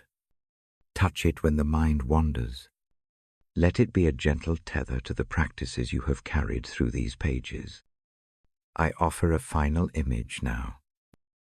Imagine a pair of hands open and wide. Between them rests a slow, quiet lamp. The lamp is small. It is steady. The hands do not own the lamp. They hold it out. Take it. If you wish, place it on your nightstand. Let the light be enough. I close with a blessing spoken as a hush. May you be held tonight. May mercy be your pillow. May love keep watch. May breath find rhythm. May rest come in its time. Go to sleep into that keeping. I will leave the lamp at a soft glow. The Bible rests nearby. I will return with another reading, if the night asks. For now, sleep when it comes. If wakefulness keeps watch, meet it gently. The keeper who does not slumber keeps near. Good night. I sit with the Bible in my lap one last time. The lamp is low. The room breathes with the house. My voice is soft. My aim is the same as it has been all along. I want to hold a quiet space for rest. I look at the page and then away. I let the eyes rest on the small circle of light. I feel grateful for the hours we have shared. I feel thankful for steady breathing and the simple work of slowing. Tonight I bring a short string of blessings. I speak them slowly. I let each one land like a small stone on still water. Let the rings widen a little. Let the body follow the sound. May grace find you where you rest. May it come without tallying and without demand. May it meet the tired parts and the fragile places. Receive it as a gift. Let the hands open before the mind insists on calculation. May mercy touch the small wounds. Not loud, not dramatique. A quiet touch that cools the edges. If sorrow wakes in the night, let mercy sit beside it like a neighbor with a warm cup. Do not be afraid to feel. Mercy has room for the ache. May forgiveness be gentle like warm water. Do not rush the work. Undo one knot at a time. Name one small hurt. Lay it in the water. Let time and patience do the rest. Where necessary, keep wise distance. Boundaries can be kindness too. May hope return in quiet measures. A small thing tomorrow that makes the chest lighter. A soft word. A tiny joy. Let hope be like a hidden ember. Feed it with a breath now and then. Praise will come back in small bits. May stillness teach you to listen. Slow down the breath. Notice the rise and fall. Let the pauses be gifts. In stillness, the mind can unlearn the loud habits. It learns a quieter grammar that holds truth without hurry. May unity grow where you sit with others. Do not expect sameness. Expect simple acts. A shared kettle, an extra chair, a question asked with curiosity. Let mercy be the common work that binds the small pieces of life together. May grace be more than a word. May it be a practice. Receive help when it arrives. Ask for help when the hands are full. Carry less when you can. When weakness speaks, let others answer with tenderness. May the keeping that watches the night be near, someone it does not slumber. That care is steady and calm. Picture a gentle light just outside the window. It watches without alarm. It steadies rather than hovers. I offer one final practice to carry with you. Keep a small object by the bedside. It can be a smooth stone, a scrap of cloth, a handwritten note. When the mind wanders to lists, touch the object. Let the touch be a tiny reorienting. Let it say, "This night is for rest." Try this short ritual if wakefulness comes. Sit up slowly. Place both feet on the floor. Press them down and feel the ground. Name 3 small, true things in the room. They can be ordinary, a lamp, a blanket, the sound of distant rain. Breathe. Lie back down when the body invites it. If you find the heart heavy, write one small hope on a folded slip. Keep it near the pillow. Not a plan for the entire life. A modest wish for tomorrow. Place it where you can reach. Let the hope be quiet and kind. If someone you love needs mercy, share this calm with them. Read a short passage aloud in a gentle voice. Sit with them in silence. Bring a warm drink. The simplest gestures teach the hardest lessons. I also ask one small favor from you. If these hours have helped, pass them along. Share this time with another who needs quiet. Read slowly to someone who cannot sleep. Leave a whispered note for a neighbor. A single act of sharing makes mercy move. You do not need to perform faith to be part of this circle. No proof is required. The simple acts of showing up at the bedside and listening are enough. Let the small routines change the body's script. The hands will learn a new memory. If you keep a candle or a lamp, let its light be low and warm. If music helps, choose a soft, steady sound. Keep the sounds subtle and rare. The night is not a place for rehearsal. It is a place for quiet tending. As I fold the pages down, I feel a weight ease in my own chest. The hours have been gentle. The words have been soft. The work of reading into the dark becomes a kind of prayer. It is simple and true. I speak the blessing again slowly. Now, with hands open toward the room, may the grace of God, His tender mercies, and unfailing love envelop you as you drift into dreams, awakening to a new dawn filled with peace. Let the sentence rest. Let it fall across the night like a quilt. Receive that blessing not as a performance, but as a resting place. Let the words be a cushion for the weary parts. Carry them into sleep if you can. Keep them near the waking hours too, for mercy often comes in small returns. If you wish to pass these moments on, do so gently. Read them to someone beside you. Record a soft reading and share it with one person you think needs calm. Invite a friend to sit with you for 5 quiet minutes. These acts extend peace by a tiny measure, and those tiny measures add up. Now a final breath together. Inhale slow. Hold the breath a soft beat. Exhale long and gentle. Let the exhale make a space between the day and the night. Let the body sink an inch deeper into the bed or chair. Place a hand on the chest. Feel the steady work there. Thank the body for the small labor of the day. Offer one brief inward word beheld. Let the word rest like a small pebble in the pocket. I close the Bible with care.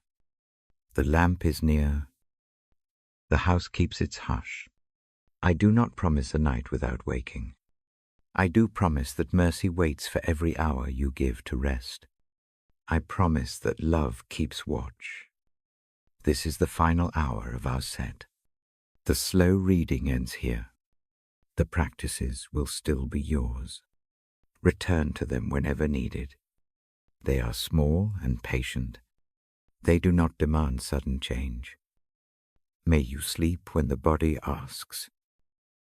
May the small lamp of mercy be enough to carry you through the dark. May you awake with the peace of a night that has done its work. May the breath be steady in the morning. May tenderness greet the first light. Good night.